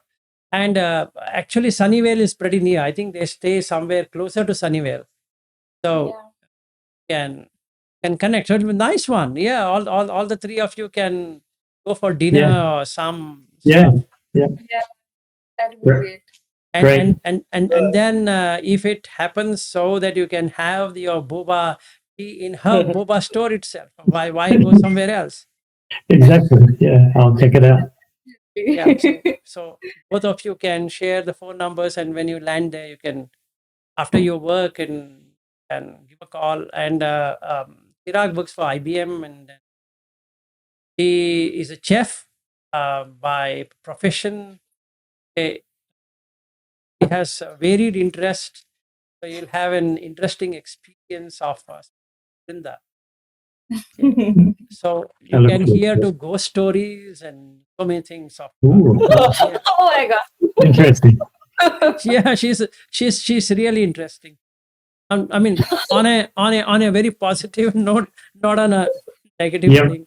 But yes, I mean, I had a good time with both of them, staying at their home, and that I really cherish the time I spent both of them. Recently, I got a blame saying that these days I don't meet them because I've given up on them and they are not good students and something they both wrote, and I was saying that when did I say that? I really like anyway the people were there in that house. I thought let me just spend some time. Not so. Great. And our Sangha is global. We keep on bumping into each other. Yes, absolutely. So you can go and visit them. Yeah. And Oh, good. I think from Cupertino should be around 14-15 miles. Yeah, it's all the same. It's like 15-20 minutes. It's Yeah. really not much. Yeah, it's Yeah. not much. Can Yeah. you all can jump into the boba bar. Yeah. I'll organize next week, so we can set a date and then catch up. Yep. And if you're there on a Perfect. weekend, it'll be nice, and they Yeah. can spend time. And Ariu would be the most happiest person of all of it, because now it's been long they have not met, and then you become a conduit kind of conduit. thing to meet. Yeah, it'll be nice. Okay. Excellent. Good one. What else to be done? Do you want to meditate, or do you want to discuss further? Or I'm okay for both. Or you want to end it totally? I'm okay. No, if you want to continue, I'm fine. I'm not tired Yeah. of any kind. Yeah, it is an interesting discussion. So I don't have any more questions. Not the question, but if you have any subject, we can. So yeah, I think my vote would be for meditation. I want to apply some of these things. Going back in different stages of consciousness and so on. See if you can trace back and cut it. No, I mean, I don't think. Yeah. you go ahead. can't do it that way. Especially Okay. now that you're excited, it's never going to happen. Hey, just don't take consciousness to be such a play of, no, you are the conscious being. How can you? It's like opening your own stuff, right? Can't do that. So take it cool. Hey, we can sit and meditate on the breath. I have no, but not the one what you're saying. That's not right. For that, you should be in a particular mood. Yes. Yeah. I am interested in understanding how you start that consciousness and work back through to mono. Don't have to talk about it now, maybe as a topic for another time. No, that's the topic. Actually, there are many topics I have for our Okay. workout, but still I can talk. I mean, anyway, we'll do it practically there. It's like Yeah. this. It's just like this. What is khanda? We need to know. It's a Sanskrit or a Pali root word. Stem. Oh, sorry. The tree trunk. Trunk. Okay. What does a trunk consist of? Many things inside. And when we call even trunk, earlier days, people used to carry trunk. And what does the trunk means that you have a place to store anything. So basically, trunk is storage store for future use. So these 5 aggregates are like 5 trunks. If for a particular rupa, if you ask the Vijnana to track it, it does magical. It takes the rupa and adds with the feeling, add, then gives a perception what it is, and then prepares it in a nice, like a presentation layer. Okay. And then it will publish it. Okay. Have you heard about OSI model? Open System Interconnect, like TCP/IP and all those layers have 7 layers. You have heard about it? It exactly does that. It from a physical layer to the data link layer to the network layer, like that. It on. So the presentation layer is the consciousness. It's presented in a very nice way. And Buddha talks that as a magician, calls that as a magician, because it's your presentation from a complete junk to a nice presentation material. Okay? And that is Vijnana Khanda. Means taken from there, it has mashed everything up and prepared it. Beautiful. It thinks it's beautiful. Simple as that. Like what Brinda has done, boba tea. Now, if you trace back what is boba tea, it's a Taiwanese tea. And if you could trace back what is there in that tea, some stupid ingredient. Okay. And in what? Like ice and milk and water and some tea and some. And that glass looks, or that plastic thing, what they give, that pipe in it, and that makes it look, wow. And she'll shake it up and do something. Say, what's that? In my opinion, it's called Mobati. For me, for her, it's Mobati because Taiwanese. Now, isn't it magic? The junk water with the junk milk, the junk tea, junk ice with some sugar. You made something junk as boba tea. That's happening in the Vijnana Khanda trunk. So took out everything. So if you were to ask me, Daniel, did you have boba tea? Not from her hand, but boba tea in general. Yeah, I had it at the mall. The first time ever, Harry wanted me to drink boba tea. Said, I'm not interested. He got me a boba tea. I couldn't drink it. It was not tasty for me for whatever reason. It couldn't work out. Why? Because I've enjoyed tea, but not this boba or goba tea, whatever that tea is. Okay, so it didn't register because it's not there in my trunk. So I had to create a new neural pathway, enjoy boba tea, which I was not interested. Meaning, when I say I was not interested, there's bubble tea. Okay, yeah, that's in India it is called bubble tea. What bubble has to do with tea, I don't know anyway. Just like boba. Now, from here, I turn back to the chitta. Everyone does that, not only you. So the very first time Vrinda would have had this tea, she wouldn't know what this tea.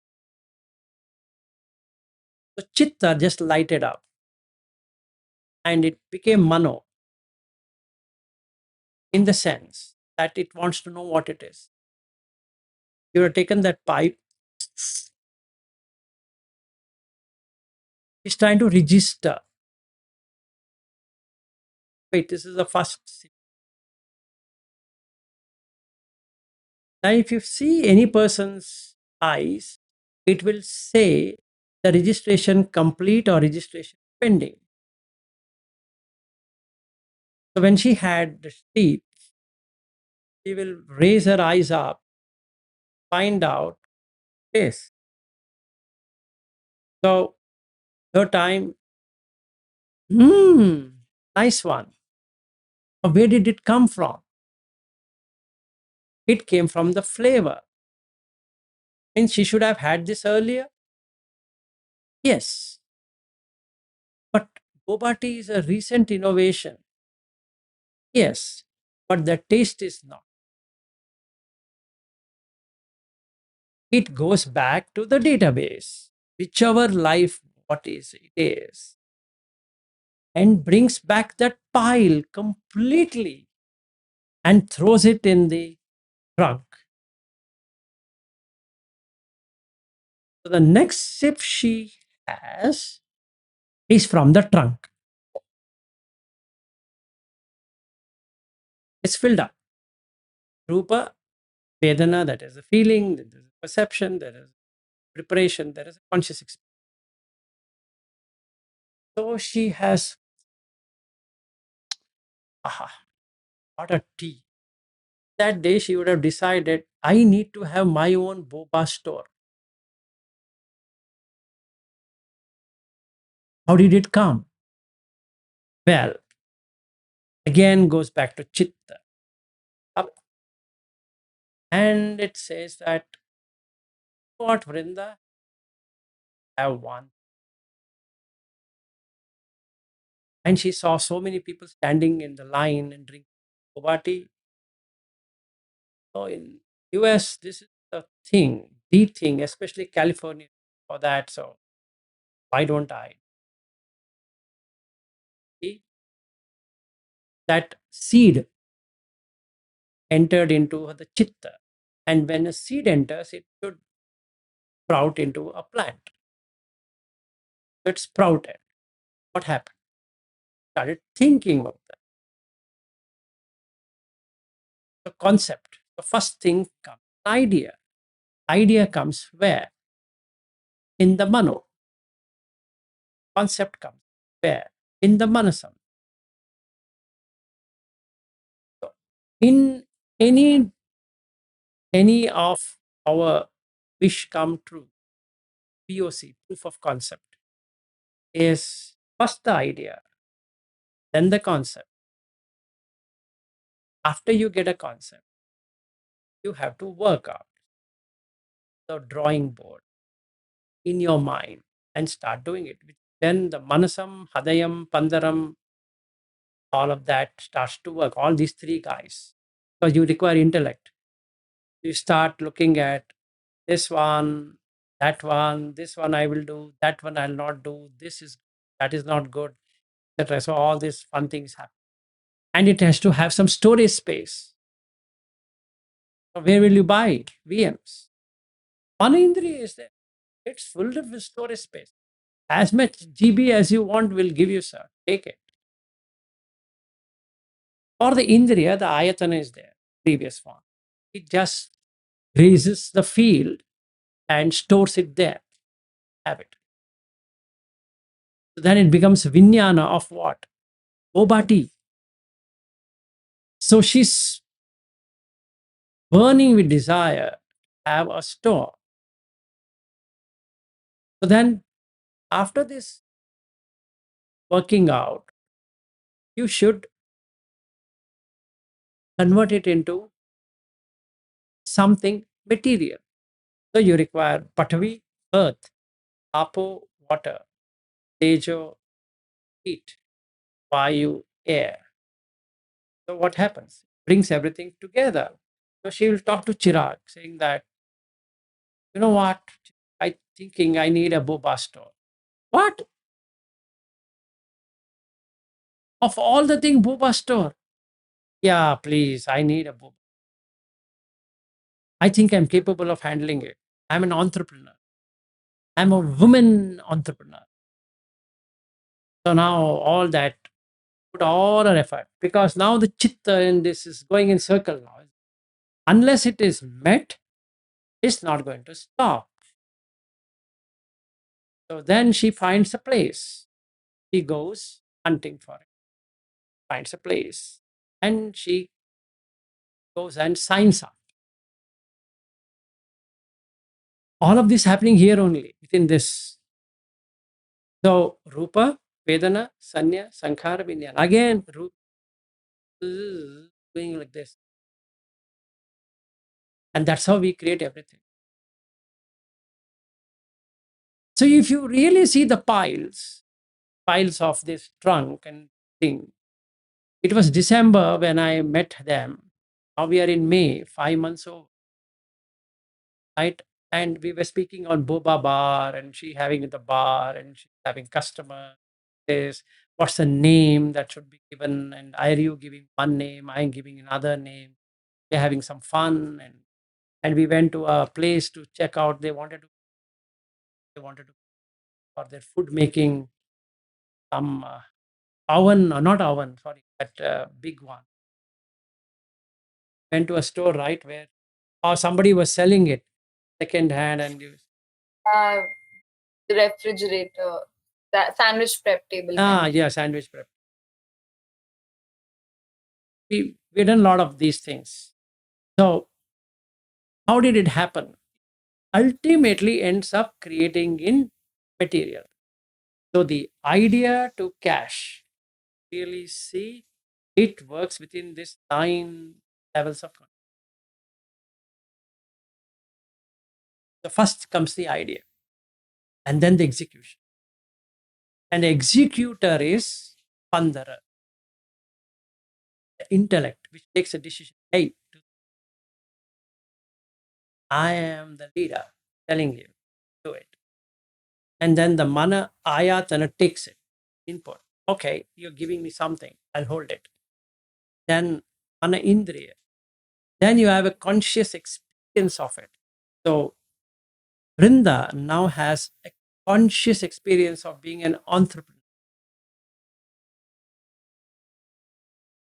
So if you ask who is Vrinda, she Boba Bar, CEO. So Shaniel is one CEO going to meet Boba Bar CEO, and she's going to treat a CEO as a CEO to another CEO.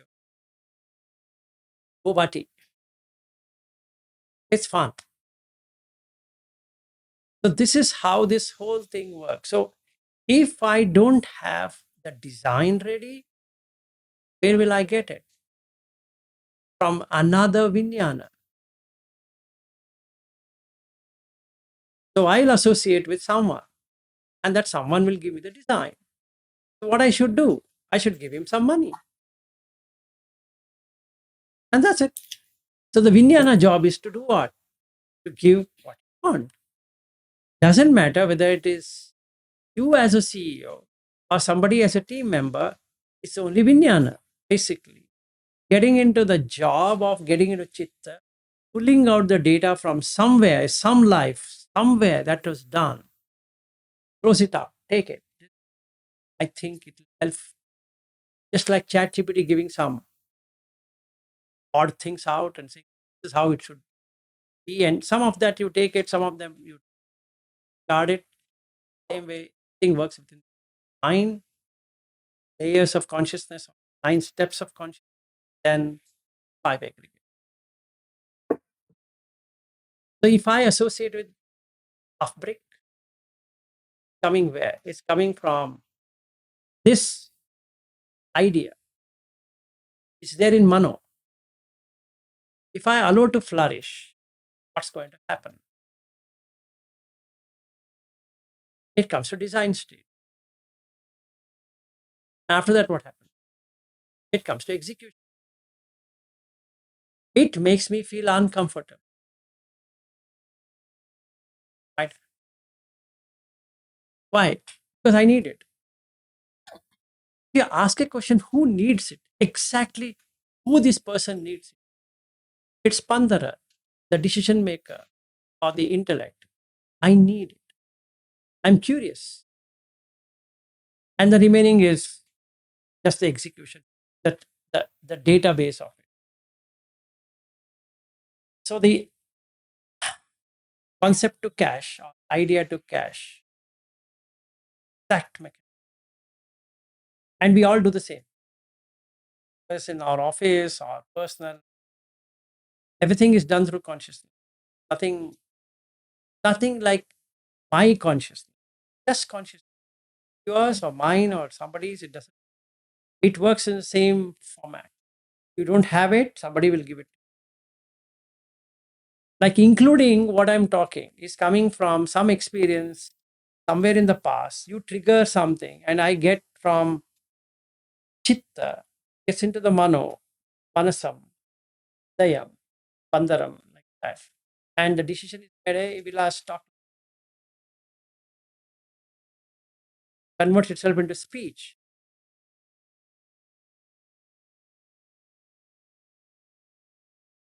Very interesting. Yep. And the pandaram is the decision maker. That's the one that wants it. Where does the craving fit into this? The craving fits into through the adayam. Oh, okay. Yes. When you, yeah. Because I associate. Yep. Right? I see. I Yep. associate. So now, like I associated with Marin and Bobby. So there's Mhm. a feeling of feeling good. So whenever I see them, I feel good because they hosted. I feel good. These two guys, Chirag and Vrinda, they are hosted. I feel pretty good. They hosted. And they took me around and they have done everything they could do, possibly could do. Right. So we went to Costco, we went here, we went there, we went every damn place. So they have done something.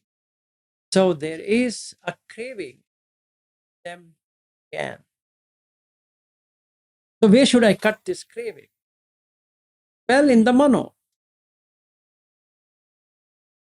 If you don't allow that to grow, it'll not never be there. That doesn't mean that if Vrinda and Chirag, you next time meet me, I say, I don't want to see you again. You know what? Otherwise, it's going to turn into craving. No, that was stupidity. Meet, but don't take it part. Yes, Chirag, go ahead. So let's say this 9 stages, right? And the fourth one is, I think, Hadaya. So does the Vedana arise in the Hadaya stage?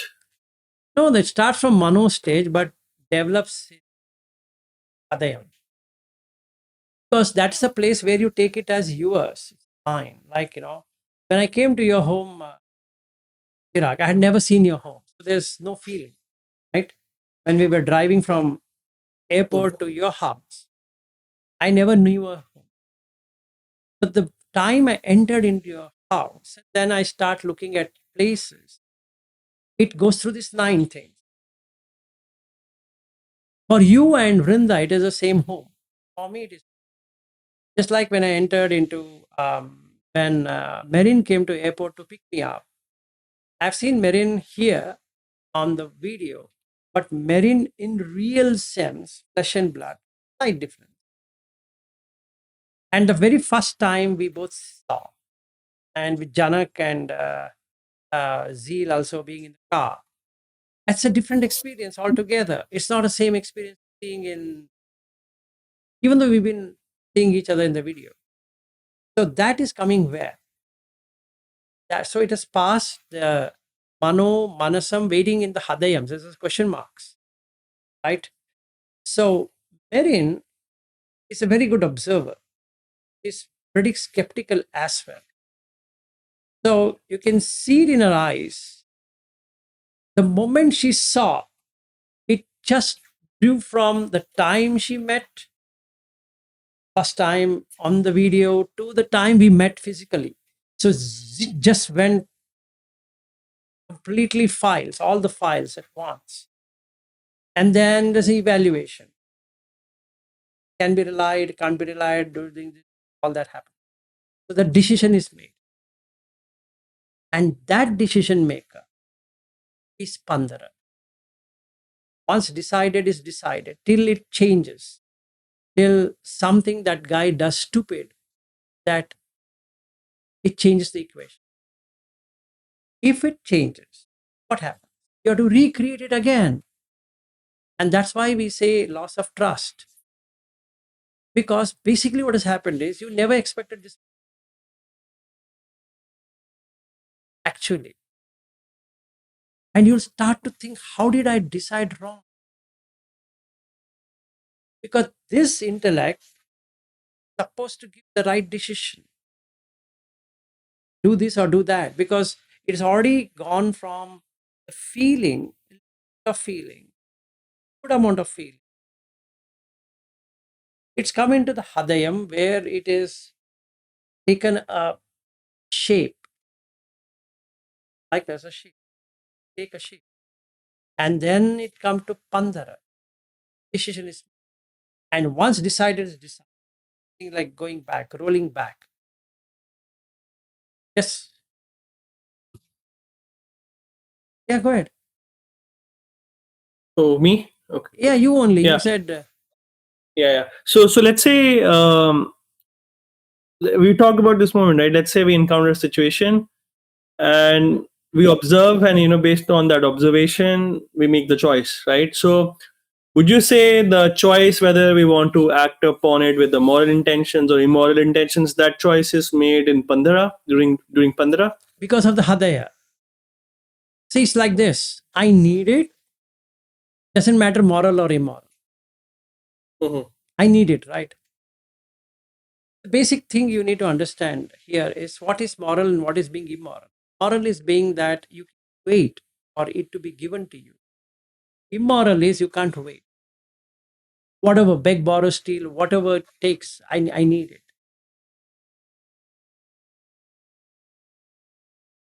But let's say I'm considering a situation, and I'm like, okay, initially my Vedana is I want it, but then I reflect on it, and I think that, okay, maybe this is not the right way to do it. So would you say these are two different chains of perceive? No, in the How, Pandara, this intellect will evaluate. Say, should you do it, and what's the consequence of doing it? Shouldn't you do it? Say, for example, now Marin bought a flight ticket. That's a deciding phase. It's decided, right? You can rely on this person. Just bet it on. Now it goes wrong. You have to recreate the network again. This huge overhead of it. Because you'll start to think, that means from the chitta perspective, how did I ever go wrong? So the Mano, Manasam, Hadayam, how did I associate with this person? First place. What created this? Like now Sheniel has bought a flight ticket for me. And he might regret his decision because how did I do this mistake of all these years of my being a, let's take as an example, and how did I do this foolish thing? And what I'm hosting it. It's crazy.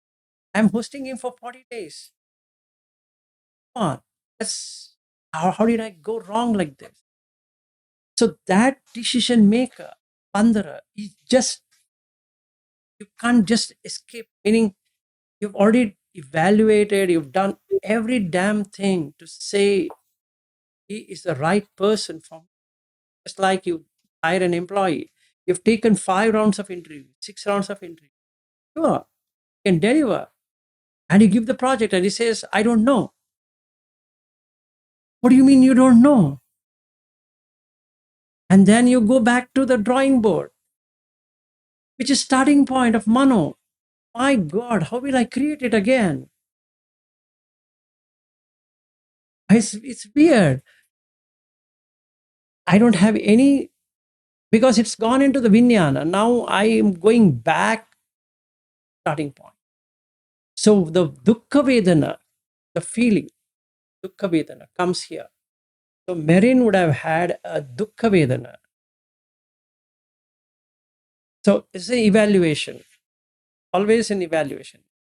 Even when we say you can evaluate the product, what we're trying to say is look at it whether it suits you or not, because it goes through this circling. And we're going to circle, like case of Runda. She started Bubaba, it's circling, right? So now she has some expectation on the Bubaba, how much it should earn or what it should earn, and then she's evaluating.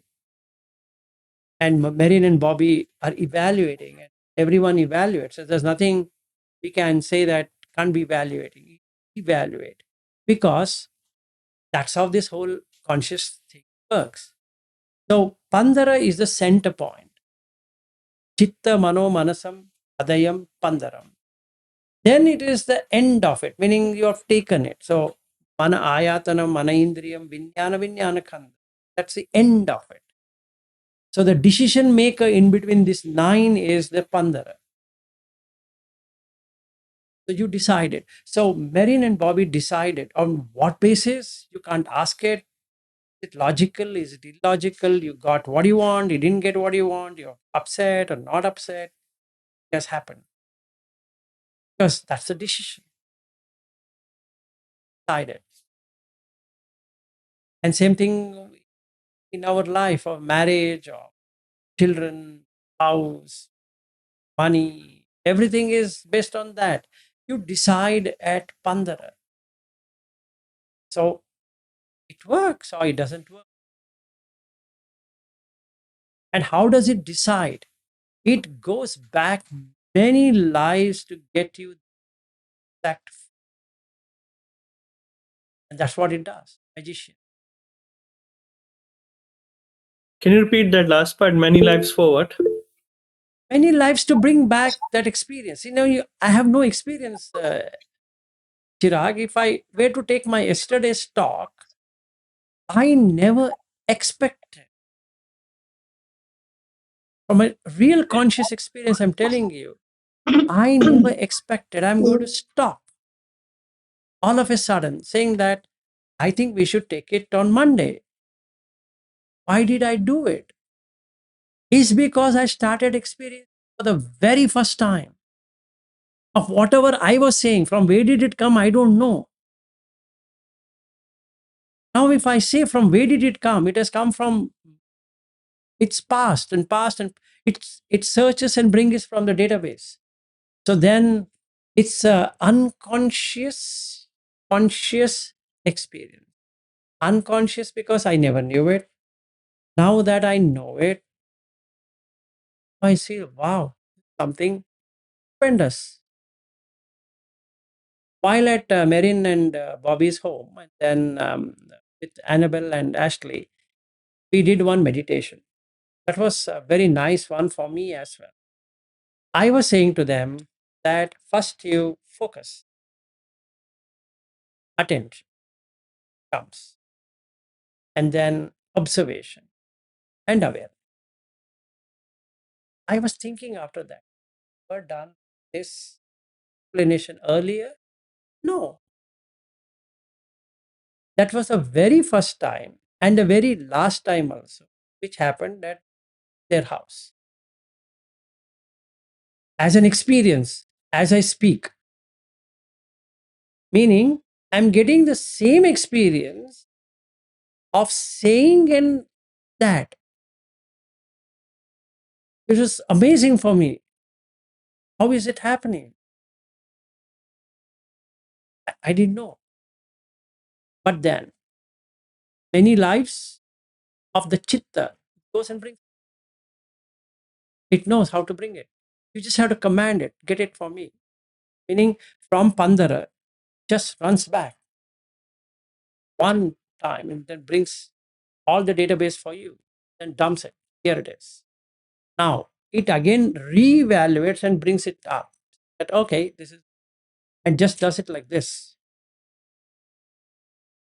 And that was one experience what I had at their house, other than Linda and Chirag at your house or in Ariu's house. It was one really good experience, meaning they are also having it, I'm also having it same time.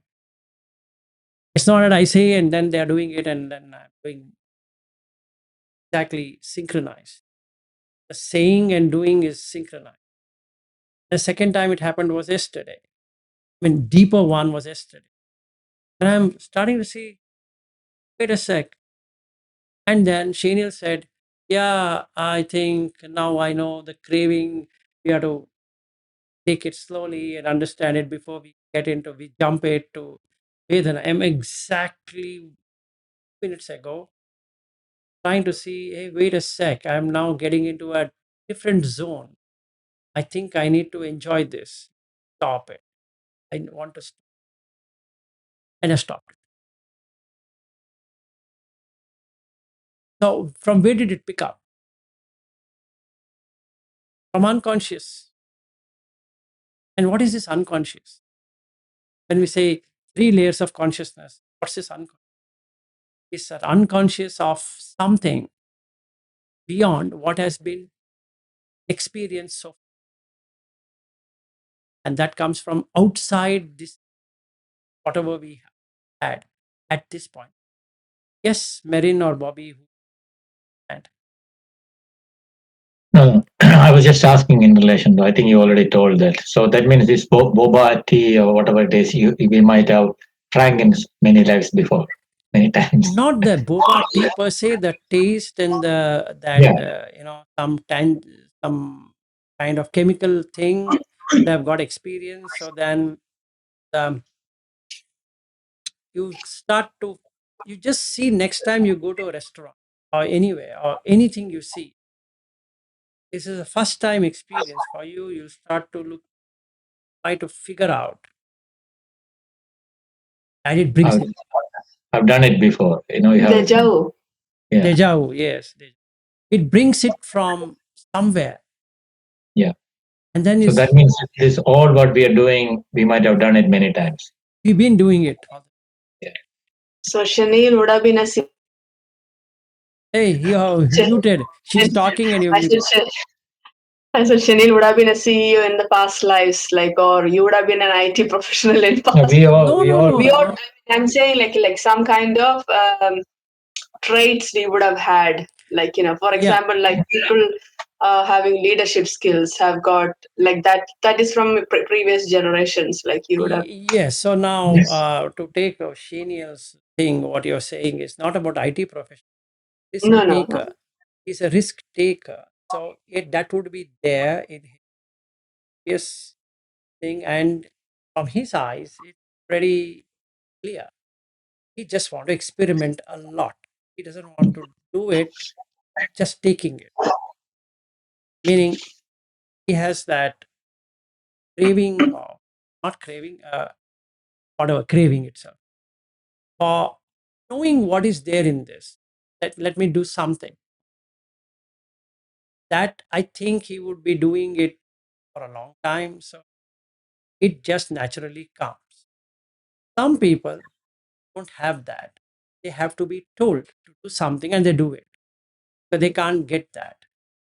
So the decision maker here, the Pandara, doesn't get that information how to do it.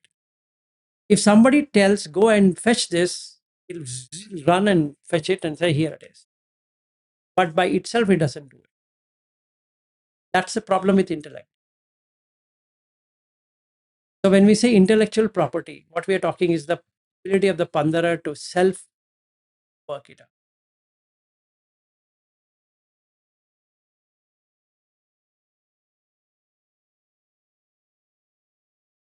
Yeah, even here, yes. I think these guys are going back to Mumbai, so I need to at least bye to them.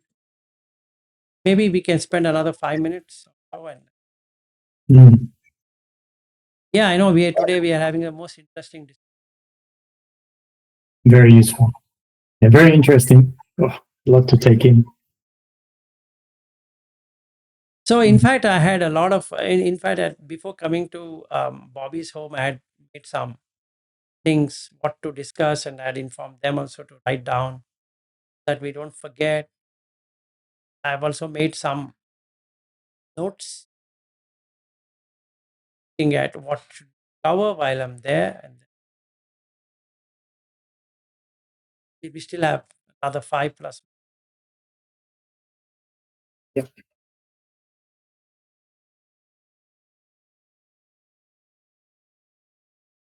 Silence. I don't have anything else for Okay. today. So thank you very much. Yeah, sure. Yeah.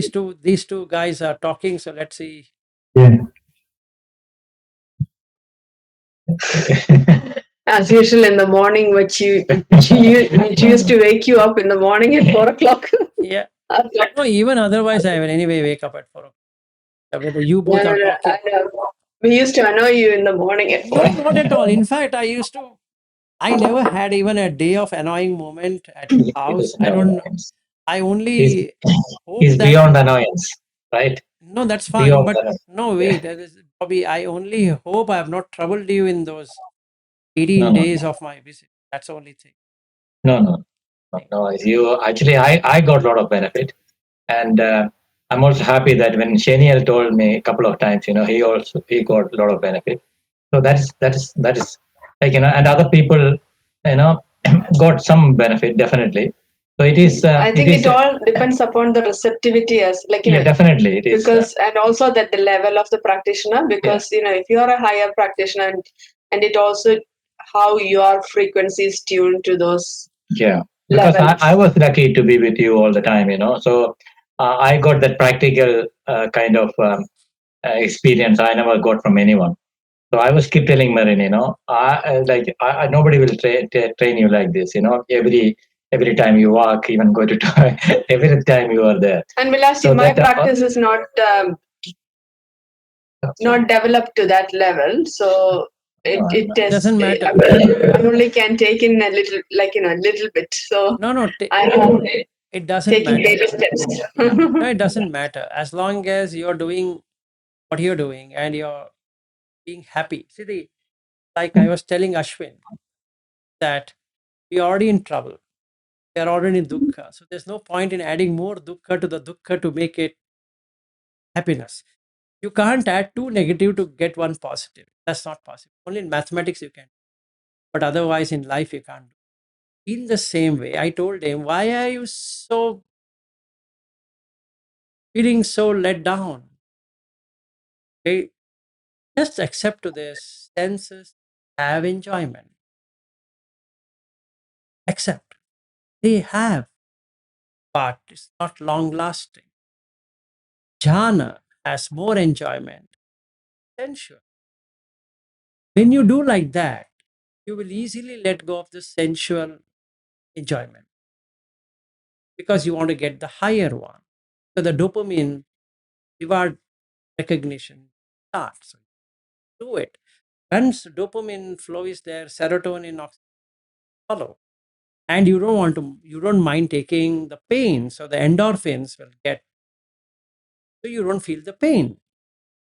So it's like Morphine, you are having your own neurotransmitter which will take care of it. Basically, you can take any amount of strain to get that. And the ultimate happiness is nibbana, wherein you give up this jhanic thing so that it automatically. So, Marin, as far as you are happy in whatever you're doing, you can develop. You don't have to exactly develop like what Sutta says, even Anjana doesn't do it. So, the question comes then, Anjana developed or not developed? Is she as per the Sutta? And the answer doesn't have to do it. As long as she knows what should be done, doesn't matter whether it is as per Sutta or as not as per Sutta. But as far as I know what it should be done, I think she knows what to do. It doesn't matter. Happiness is what matters beyond sensuality, but that doesn't stay. So you can add something like, Vrinda can have her boba bar, but if she's getting upset for some reason, that means she's adding pain over the pain. She should cut it off. And it makes it more sense because there's no point in suffering. Already you're suffering, and you're adding more suffering to the suffering is not going to add up anywhere. So the boba thing, you're providing happiness.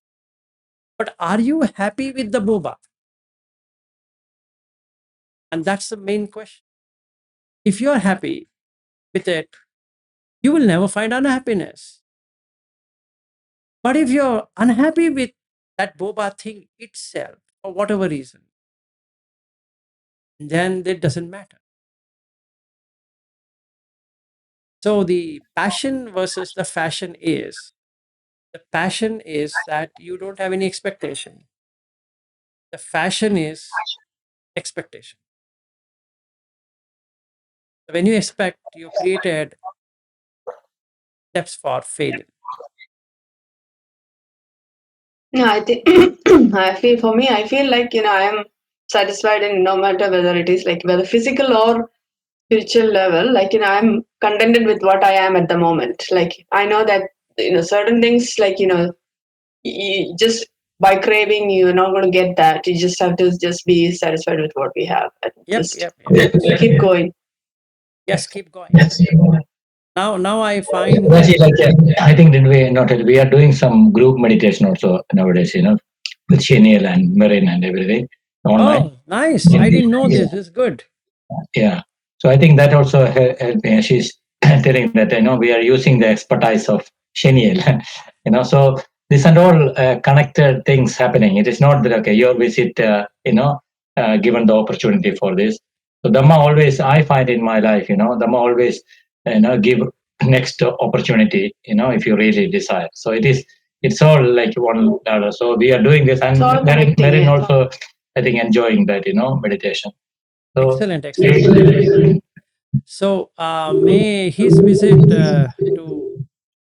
to Cupertino help all others being there. I mean, he has grown very well. That much is no doubts. I'm extremely lucky to find a person of the similar taste, almost in the similar level. It's a rarity. I really felt uh, I'm so blessed to have somebody like that. I was yearning for a long time that I should get someone in my life who is either higher than me or at least equivalent to me. Or a little bit lower than me is also fine. But I don't want somebody a starter where I need to only teach and I don't have anything to learn. I'm not saying that we shouldn't have starters, but then I might not learn anything beyond what I myself know. So when I met him and when I saw him on 4th of April at your house, Bobby, I was looking at his eyes. Then I felt, okay, I found the guy. If he's willing to join in, it's good. If he doesn't, that's also fine with me. Because that shouldn't end up in craving for me that, oh, I need someone. because in 2013, when I started on this, I felt really bad. I don't have anyone to guide me. Meaning 2014, 15, 16, 17, 4 years of pain that no one is there to tell me whether I'm doing it right, I'm doing it wrong, whether this is how it should be, not how it should be, how should I experience it, whether this experience makes sense. And that triggered me to go to Sri Lanka to at least talk to someone and say, hey, you know what, this is what I got. But then they were so dismissive about it, not guiding me, forget it. They are talking something else there, more like politics rather than what I went. I just gave up. I just thought, life, I'm not going to find anyone with whom I can collaborate and know where I have reached. I can bring in anyone to my level, that's okay. But what about my growth? Try to figure it out myself. It's nice that you have associated him and he stays so close and he's there. Good. What else? We are lucky actually through that. Absolutely. Absolutely. No, Yeah. Dhamma. So we are lucky See, to have your visit actually paved way for that, so it's all helping each other. Yes, true. Yeah. I mean, that is how it is going to be, but I never expected this life I'm going to meet a person Yeah. is very high. You are not wasting a lot of time in convincing others that you are this level. Now here you don't have to do that. Now, Yeah. now I have a competitor, so he can take over. Yeah. So We will get there. We'll get to the end together, Vinasji. Don't worry. So the test what I gave him at his house also, that I wanted to check for him, that he can do this, that he can get this, gets this, then it's a level playing field. So I was able to do it. I was wondering, wow, strange. How can he get this? Nice. I was convinced. Anybody coming in touch with Shaniel, good. He knows what he's so can guide many.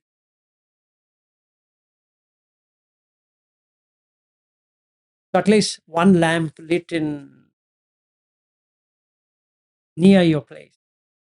lamp is in Brisbane. One Brisbane, lamp is yeah, one lamp, 40 minutes away. So we can have a song 40 minutes away from. yes. Nice one.